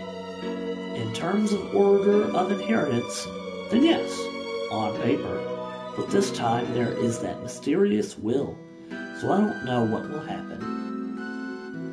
Does that mean Mr. William has a motive for killing Mr. Irving? It's not here either. What should we do? At that time, Mr. Jack came into the kitchen complaining. What's wrong? Well, the pheasant I was thinking of preparing is gone from the pantry. The pheasant? Yeah, I wonder if a rat got it to it. I was thinking about making it the main dish for lunch. I'm really counting on the spoils from the hunt now. Let's pray to God that we get some. Maybe they got some rats on the walls. A stolen pheasant. Ms. Layla's missing violin string. What's going on?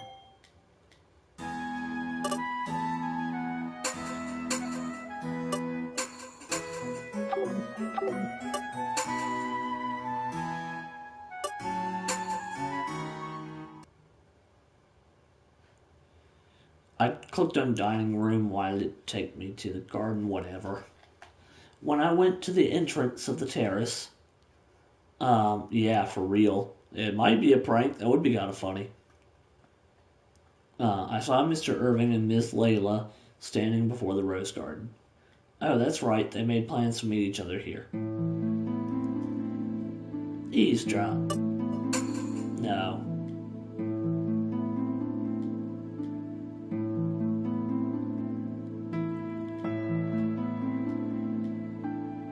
What's the point of giving me a choice if it's just gonna pick this other one?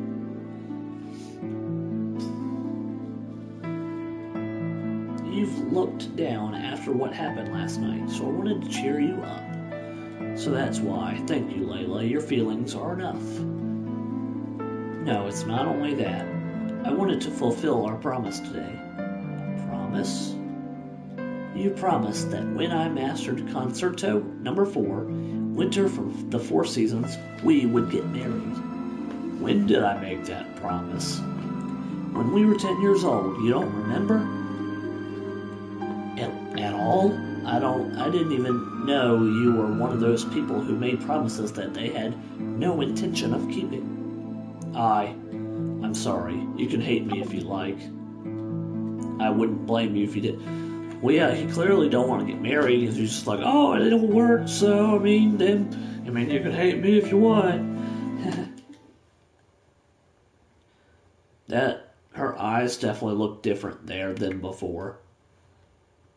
I see. Goodbye. Miss Layla muttered those words quietly in a voice so different from her usual light, breathy tone. She turned away from Mr. Irving and left the garden from another exit. What should I do? I'll talk to her. She probably shouldn't, but... Ellie? I'm sorry, but I overheard you two talking, and I know I am being impertinent. That would be hilarious if he said he wanted to have a harem. That'd be funny as all hell.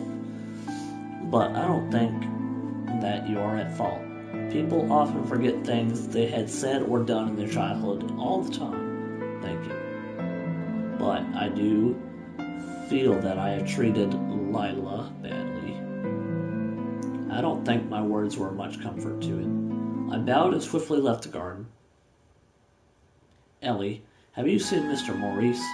As I crossed the hall, Ms. Noel called out to me. No, I haven't seen him since breakfast.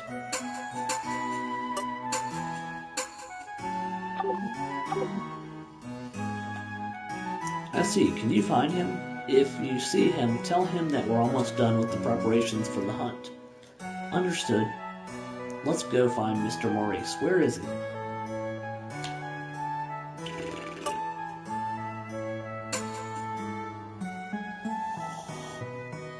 Ha ha ha ha. Ah, I knew it. I have it. Mr. Maurice, Ms. Noel is looking for you. Noel was? Yes, she said the preparations for the hunt are nearly complete. Oh, I see. I'll go down now. Perhaps I can look for the rifle later. A rifle for the hunt? No, it's not for today. It's for when I shoot the master. To tell you the truth, a hunting rifle has gone missing from the predecessor's room, so I've been looking for it. The predecessor's rifle? Was it taken by someone? Yes, I believe so. A box of bullets is missing as well. But the room was locked up tight. I have no idea who could have stolen it. The people that had that fucking key, though, isn't it? Virgin Mary statue?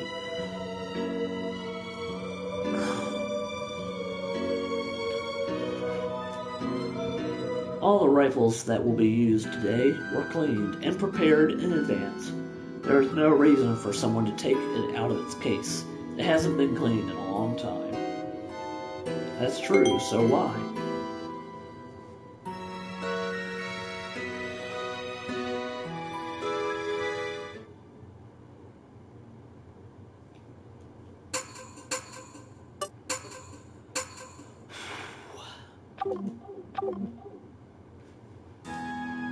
Wow, this looks amazing. It's like we're going to have a party. Ellie? Yeah, everyone's going to have lunch here after the hunt. Mr. Jack is cooking up a real storm. He'll roast whatever they kill during the hunt and serve it up as a main dish. It probably is a trap or something. That's lavish. That's what's expected from nobles. I strolled around, taking everything in. Then my leg hit something. Huh? Don't kick it. Louisa came running up to me, shouting, I'm sorry, is this a box? What's in the box? I looked down and saw that indeed it was a small black box. But is it the bigger, blacker box, or the biggest, blackest box? It had been placed near the edge of the picnic blanket, alongside the gun cases and other hunting items. It's a lottery box. It's so his lordship and his guests can decide which ground to go to by chance. I see. Did you put the tickets in already? Yep. Each one either has north, east, south, or west on it. At least you haven't broken my box. I made it, after all, so be careful with it. Okay, I'm really sorry. As I looked around again, I saw Mr. William and Mr. Ewan in the corner of the garden. So I just used this rifle? Oh yes, you hold it like... Oh, you already know. Perfect. You can practice by yourself for a while. There's nothing that could go wrong with that at all. Not one bit. Not one time. He never shot anyone. Not ever. Not one time. Mr. Irving suddenly appeared in the doorway, with Mrs. Grace following closely behind. She looks pretty angry. Only you, Aunt? Yes, Lila is not coming. I see. Miss Grace looked a little scary. Maybe she is upset with something. Oh, it must have something to do with Miss Lila, probably. Now that everyone is here, let's draw lots. Is this the lottery box? Mr. Williams seemed to ignore Mrs. Grace's grumpy demeanor and called out to the rest of the hunting party. Ladies first. Dear sister, draw one. South. Go ahead. I don't know this place at all, so it really doesn't matter much, but it says west. Now I'll draw. North. Now, Irving. I know already, there's no need to draw, it'll be east. Haha, true. Let's begin. Are we ready? After 2 hours, you will hear the sound of a gong. That is the signal to return here. With that, the participants took hold of their rifles and went into the woods. Will everything really be all right? As I watched Mr. Irving's retreating figure, I unconsciously clenched my hand to my chest in worry. Mrs. Grace seemed angry with Mr. Irving. Mr. Williams seems to be having money troubles, so he might do anything to get his hands on the estate's fortune. I don't know much about Mr. Ewan, and so I have no idea what he could do. Ellie, are you okay? You look pale. While I was musing over these thoughts, Natalie had come up to me, her face wearing a look of worry. Oh yeah, I'm okay, thank you. Oh no, I'm the one who must be thanking you, but I wasn't able to earlier. Did I do something? Yes, you even defended me when Louisa got angry about my hair, remember? Ah, don't trouble yourself. It wasn't much of a defense anyway. Even so, she shouldn't have told you to cut your hair. It looks cute. I'm so happy you think so. As Natalie smiled, Mr. Maurice beckoned to her. Natalie, come here. Yes, what can I do for you? I want you to take this to Mr. Charles. I think he'll be in his hut by now. To Mr. Charles? Is there a problem? No, nothing. I'll take it. Mr. Maurice then gave Natalie a basket containing a bottle of wine and cheese. Wait a minute. Ms. Noel stopped Natalie, who was about to walk off. Could she be saying what? Yes? I don't want you going alone. It's dangerous. Take this. Someone should go with, Ellie. Would you please go with her? Is it because Natalie is an apprentice? What should I do? Understood, Natalie, let's go. Yep, thank you.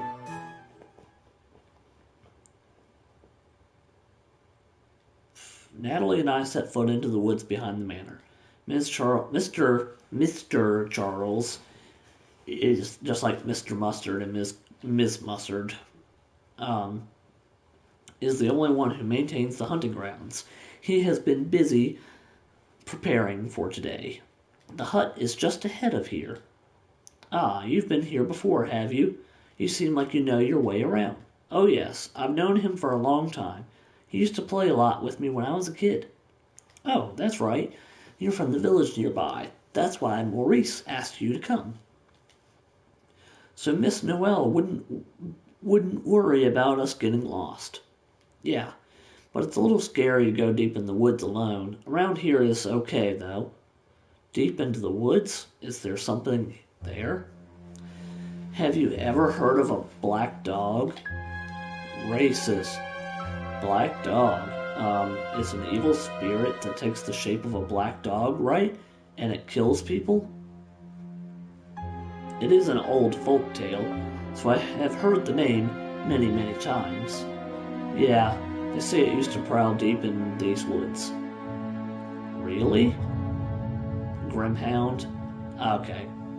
I haven't heard of that one. It wasn't killing people as such, but it did target little critters like rabbits and squirrels. But then, Natalie pressed her hand to her forehead, her fringe flowing across it. Natalie, did you get attacked? Yeah. Ah, shit. I've covered my face like this ever since. I have some scarring. So that hairstyle was to hide her scars. Was there really a black dog in these woods? That's what my father said. I don't remember exactly what happened when I was attacked, but I remember seeing a black dog. I see. But you said, used to. So it's not there anymore? I think so, but I can't be sure. I haven't heard any other stories of sightings or attacks. I doubt anyone would really come here, knowing that such a terrifying creature lurked in the shadows of these woods. Certainly, I would be too scared to come here alone. So, interesting, we got seances and psychic mediums and now black dogs who kill people, Grimhound. So, interesting. I looked in the direction that Natalie was pointing, and as she described, I could see a small wooden hut. The hut is located in the middle of the hunting ground. So that means Mr. Irving is east of where we are now. I glanced in that direction and saw a walnut tree. That must be the walnut tree Mr. Irving was talking about, the one that marks the start of the hunting ground. It stands out among the trees. Ah.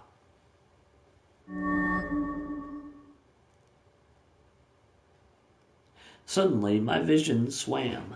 Dulled colors were made vivid as I was forced to remember. I know that walnut tree, it was in my dream. If my dream becomes reality, Mr. Irving will die here. Without warning, a gunshot rang out, abruptly pulling me back into reality. Oh, a bird that had been perched on a branch of the walnut tree suddenly dropped, disappearing from view. Ellie, what's wrong? You just stopped walking. I need to go. I need to get to that tree. I'm so sorry. Can I leave you here? I need to go. Sure, I'll be fine here, but why all of a sudden? Ellie! Before Natalie could finish speaking, I ran away from her. Puff, puff. Just a little further. I stumbled on something and fell hard onto the ground. Ow, what was that? Found the missing rifle. I mean, you kind of would too if you were expecting someone to get shot. Why is this here? Oh. The name Oliver was engraved in the metal. This must be the predecessor's stolen rifle. It was John Cena who shot it and stole it. I touched the barrel gingerly and it felt cool. That means this wasn't the gun used to shoot the bird. If it were, it would be much, much hotter. That bird was shot by. At that moment, I saw Mr. Irving holding a rifle, heading toward the walnut tree. So it was Mr. Irving who shot it. I'm sure he's off to check his prize. Is this the right thing to do? Is there anything dangerous around? I'll watch my lord from my spot. Far enough, anyway, away that I wouldn't be seen. Mr. Irving made his way slowly to the base of the walnut tree. What? Suddenly, a loud commotion and a blood-curdling scream. Eh? Mr. Irving? The scene I met with was exactly the same as my dream. I should have gone over there. It had been a perfect dream after all. I hadn't expected things to play out exactly as I had dreamed they would. Surely I could have stopped it. I've been so close. Why didn't I do anything? Bad ending 9. Regret. Yeah, I should have walked over there. Okay, that's it now. Now I'm going to finish this chapter at least.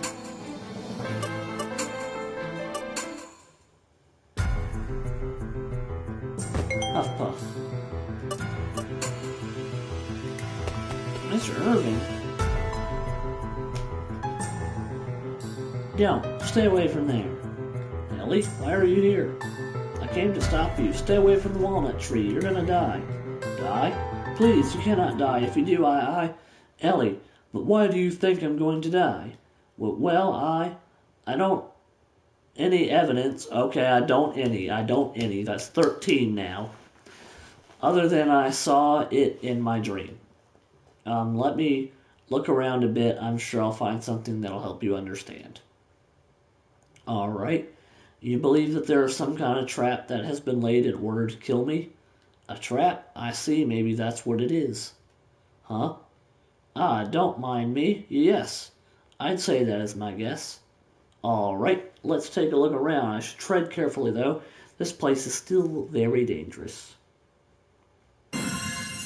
Search start.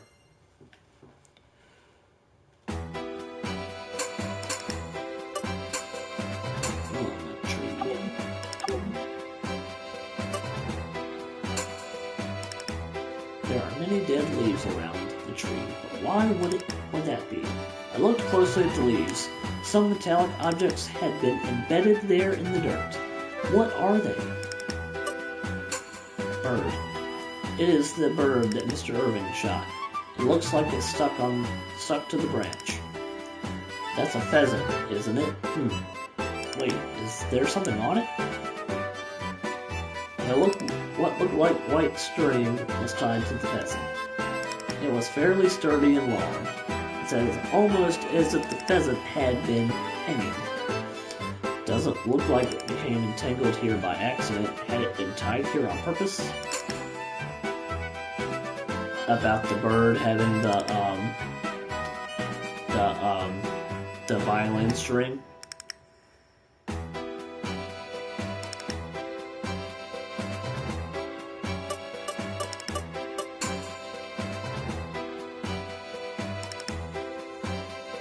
Where are they?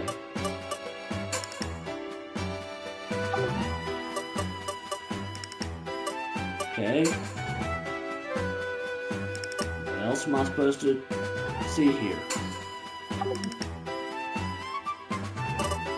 Oh, yeah.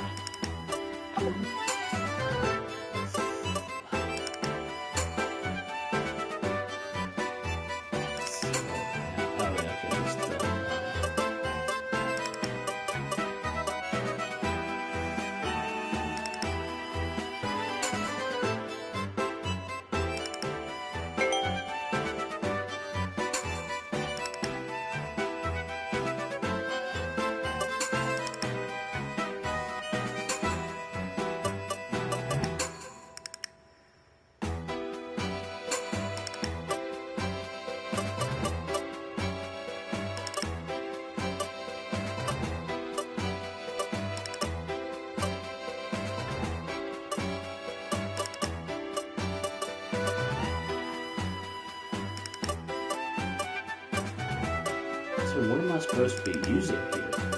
I already used the string pouch, but it didn't clearly work.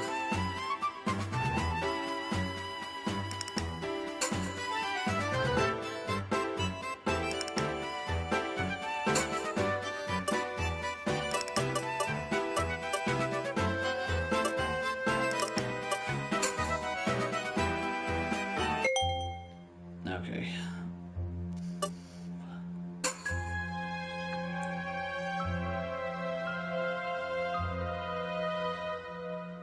Bullets? Did someone drop them, I wonder? No, these are deep within the ground. I believe they are buried on purpose. On purpose, because could these have killed Mr. Irving in my dream?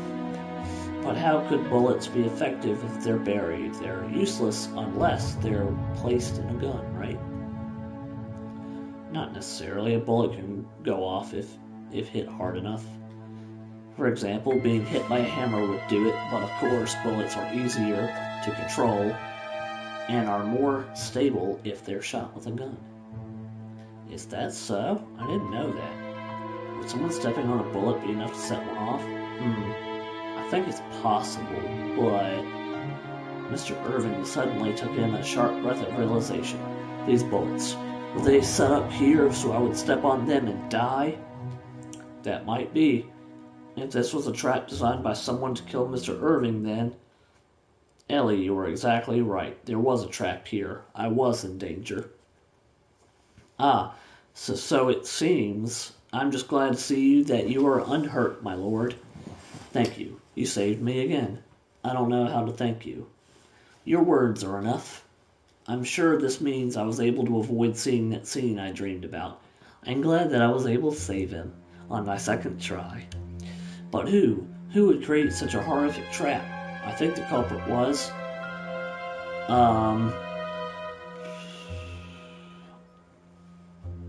Well, ooh.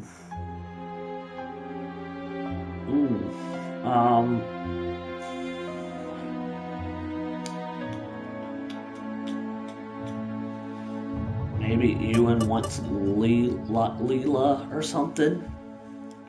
Because I'm like, Leela was missing the string, so she wouldn't have used that. Now, Grace and William are just too obvious, so I'm going to go with... You said the mother? Alright. Do you really think that he's the culprit? What is your evidence? No. Yeah, okay.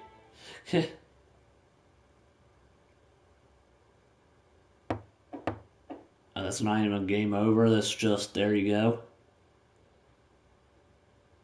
Well.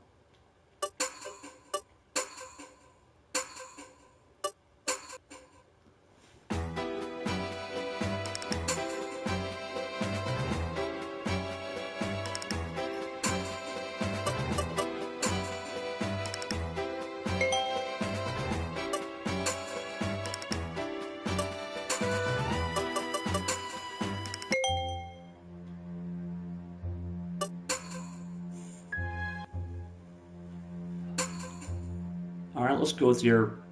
Do you really think that he's the culprit? He said he, so that's a 14.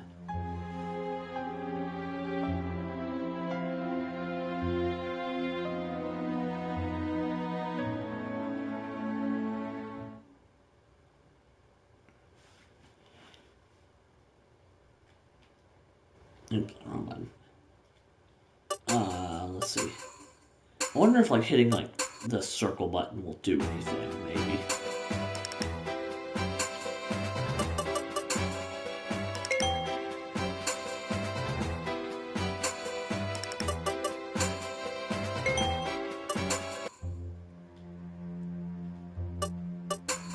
Let's just save it so I don't have to do that one again.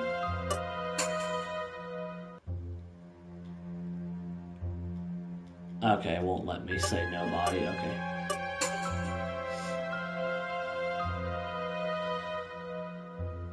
Yeah, that's what I was thinking. That's what I was testing out. But I was actually seeing if I could hit the circle to hit nobody, but that wasn't an option.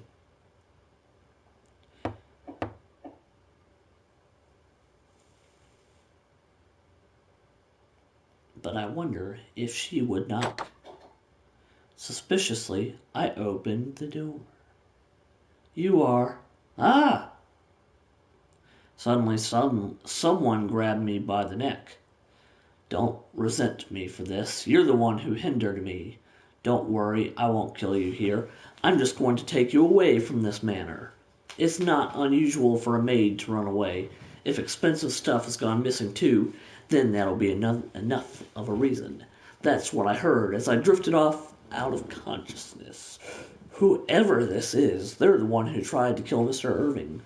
I wasn't expecting to find out this way. I could raise my voice or resist. I had literally fallen right into their clutches.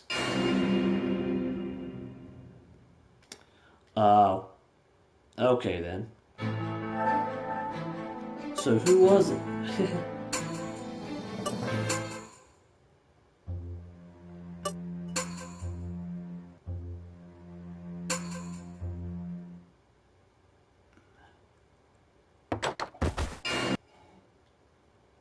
Alright then, so it's the last one that didn't hit.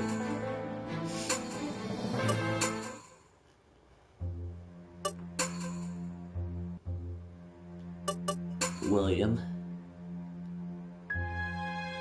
With my uncle? I have many questions to ask. I see. Alright, of course, I'll come with you. So, Mr. Irving and I went to the area where Mr. William had been hunting. Irving, what's wrong? Noticing us, Mr. William lowered his rifle and walked towards us. My maid wants to ask you some questions. I'm almost done, Sarah. Once I finish this chapter, I'll be stopping there, because I can already tell this is much longer than a 4-hour-long game, so... but I'll be stopping once I get done with this chapter. I think there's like 4 chapters altogether, so I think I'm about halfway done with the game, so I'll just have to stream it another night. Sure, what is it? I'd be happy to answer questions about my kills, haha.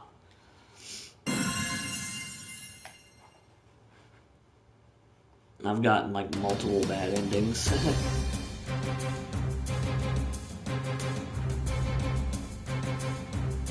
Well, didn't you say not to raid them so quickly? And that'd be pointless because it's just us anyway.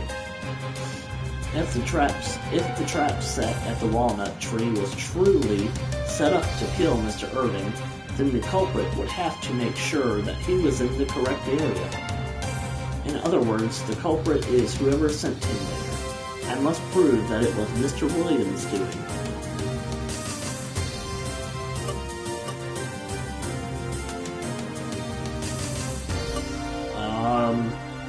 Oh gosh,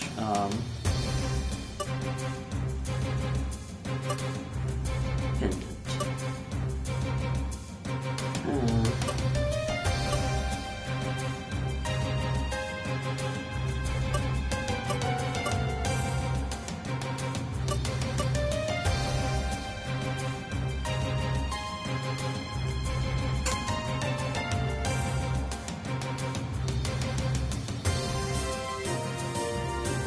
Exactly, and we're already subscribed to him and like it and all that, so. Actually, what are you saying? I don't understand. Yeah, fuck.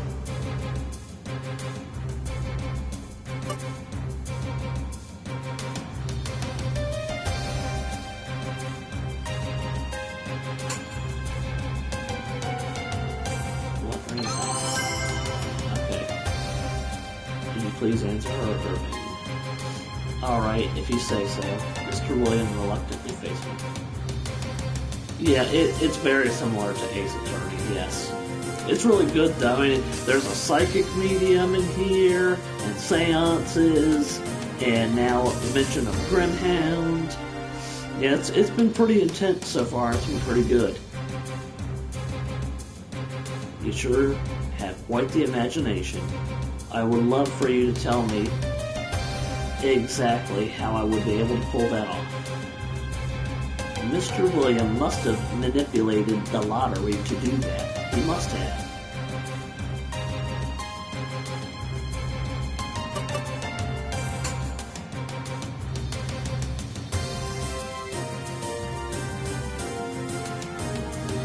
Wait, well, how could I make Irving pick the East ticket just by picking the order?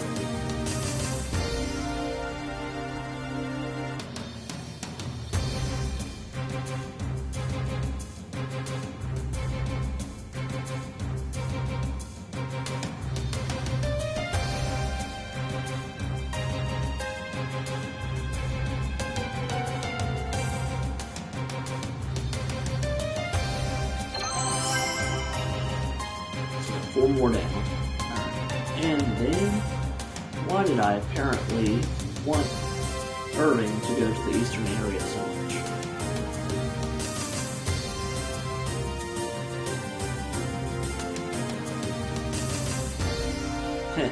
What should I say? Excuse me, I don't think that dangerous.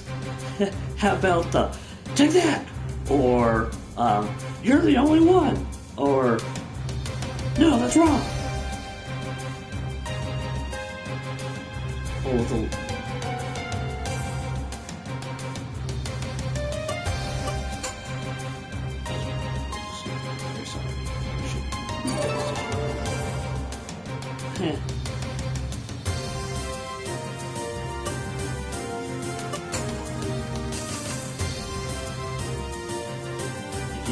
because you could die, obviously. Bullets can be set off, I think. Oh, I see. He is the one who came up with that path after all. However, that is an odd choice for a trap. In such a wide area, I know I wouldn't do it like that. How would I know Irving would go to set up the area? I'm sure that because he was in the area, and that he would look for that tree to get his bearings. You're right. I did see that fallen tree, and I walked towards it. The reason Mr. Irving walked to that tree was the bird, the pheasant, I meant, whatever.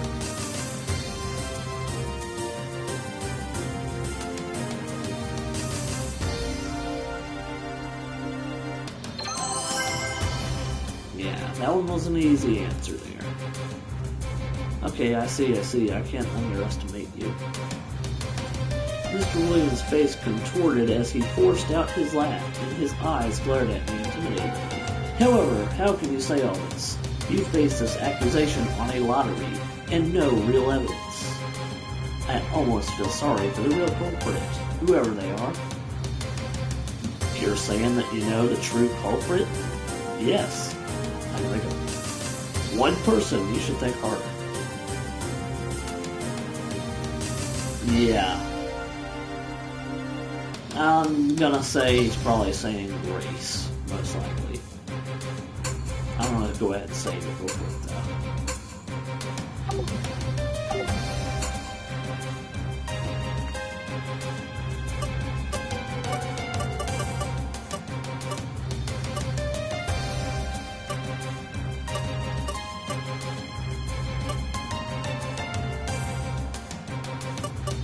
Gosh darn it. Fuck.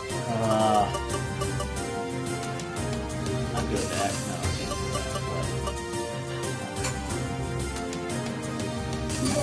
back. Just what does he want to say anyway? You were not making any sense, yeah. Alright, why doesn't the fucking damn skit work? Yes, we know that. I get abducted by the killer and taken away, yes.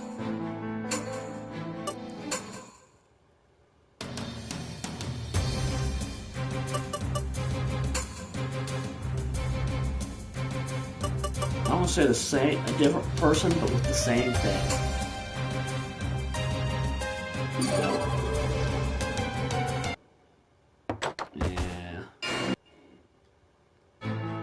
Retry.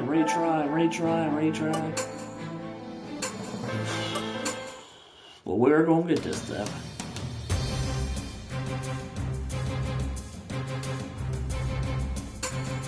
Ooh, maybe it was the Oliver with a gun. Maybe that's what it was.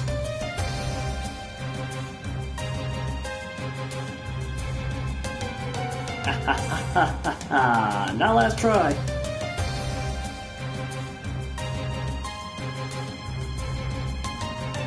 Huh? Ah, you already found the rifle, huh? He thought that if you could make it look like Mr. Irving had been shot by Mr. Oliver's rifle, then everyone would assume that it was Mr. Oliver that killed him, right? Obviously, anyone who saw that rifle nearby would have thought my brother killed his only son, especially after that seance. Yeah, seriously.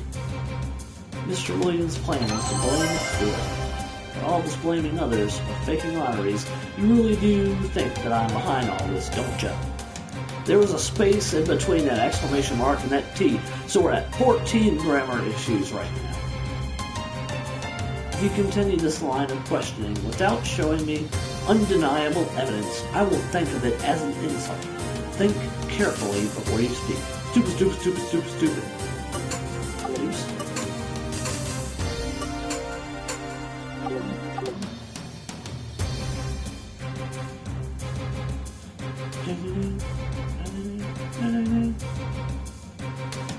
You are the person who tried to kill Mr. Irving, and I can prove it with...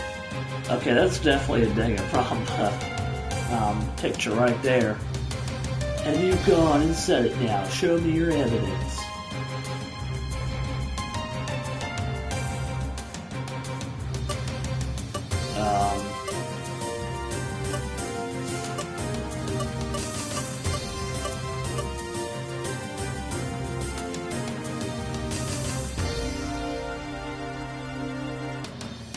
And attack.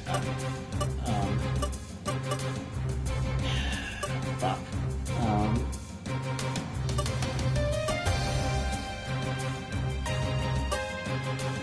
Fingerprint. Oh, thank you.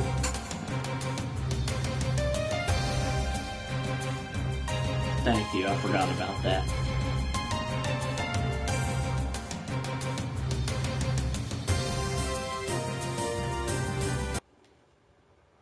Okay, I was wrong on who stole the string. I thought Irving would have done it so that way he didn't have to get married. And, did he say that out loud? That's what I want to know.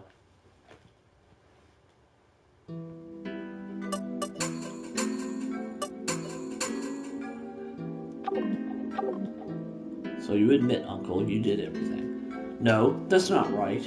Not everything. I was only following my brother's directions. You are still saying that? It is true. I received a letter from Oliver. That's why I did this. A letter? This is it.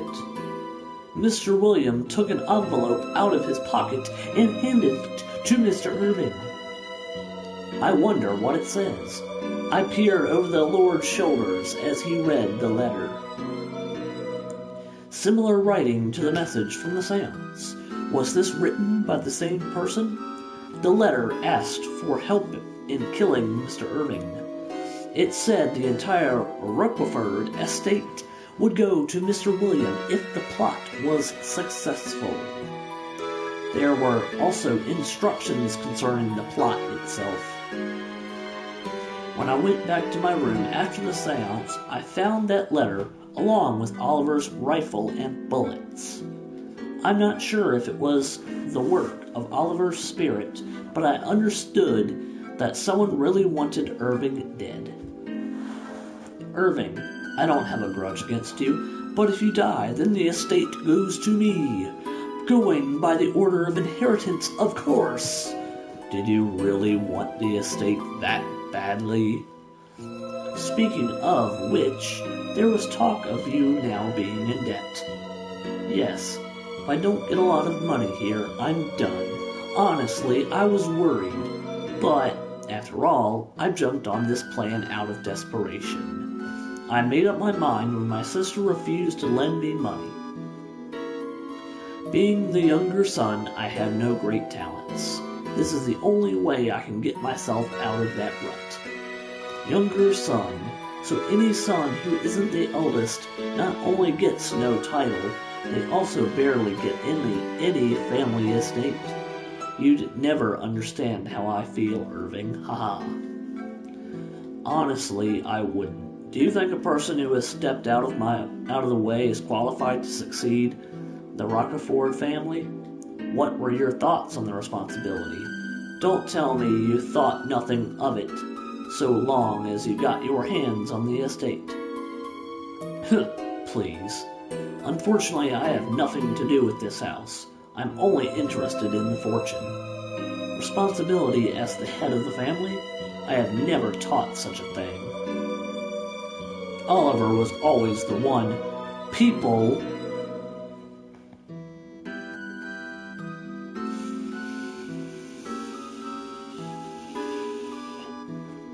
We're 15 or 14 now. Guided along, I was just left alone. Nobody cared if I was part of the family or not. Well, I don't think we'll ever understand each other. The circumstances were so different between us. Oh, we're at 16? Shit, okay. Thank you for reminding me. I sort of feel sorry for Mr. William. Doesn't mean he can be forgiven for what he's done, though. Let's see what else I can get him to talk about. Seems like he'll confess to anything now. Actually, Mr. Irving's wine was poisoned last night. What? Is that true? You didn't know? Not at all. I had nothing to do with it. He wouldn't lie now after all this, surely. If so, the culprit is... So it's the work of the person who claims to be my father. Yes, I believe so. Believe it.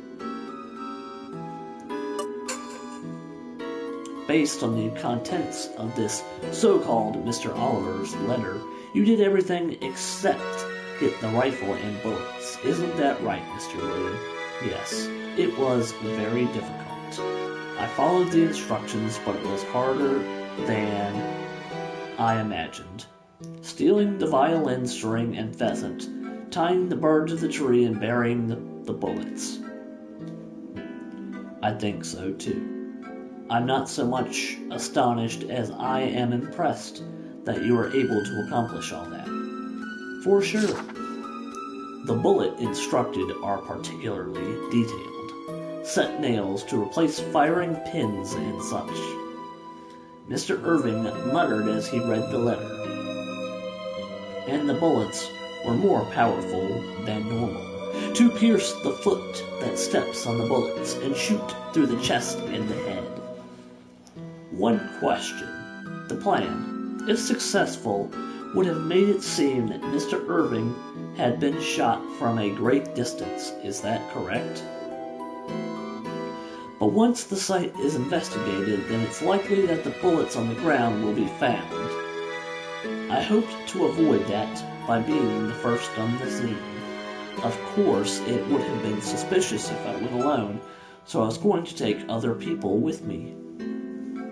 I was going to remove Irving's body immediately before the site was investigated by saying I was going to have a doctor check on him. Then I was going to sneak back to the site and remove the bullets and all other evidence. I see. If no one noticed the trap on the ground, then people may have believed that he was shot. Yeah, and based on the circumstances, they'd believe that my brother's rifle was used. If everyone, including myself, had an alibi at the time Irving was shot, then my brother's spirit would have been the prime suspect, or so I thought. Tried to blame it on the dead. I think I've heard everything from Mr. William. The culprit who gave these instructions is the one who was able to obtain Mr. Oliver's rifle then. Mr. Maurice told me that the rifle was placed in a locked room, but I could find the culprit just based on that. Well, Maurice and I had the keys to that room. Then other family members might have keys as well. And by family, you mean not me, and I don't know if my sister has one. I'll ask Aunt later. Another possibility is my brother. The spirit took the rifle out? Like I mentioned, I don't really believe in spirits. It is a possibility, though. If that's the case, do you have any idea, Irving? An idea? Do you think there'd be any reason as to why my brother, your father, wants you dead? Instead of answering, Mr. Irving just averted his gaze. Does that mean that he does know why? A father killing his own son is such a horrible thing. I do not want Irving to be the head of the Roquefort family. The abominable demons must be eliminated. But I remembered the words at the seance. What happened between Mr. Irving and his father. I felt both confused and anxious about the murderous impulse that surrounded Mr. Irving. Yeah. Cool. Alrighty. Lord the Hunted. Chapter 3. The Ghost of Roses. Alright. Third dream? Question mark, question mark, question mark? Alright. So, that is where we're going to stop for the night. I might just push my root film, back just to get this done. I don't know. I might do late night tomorrow. I don't know yet. I will have to decide.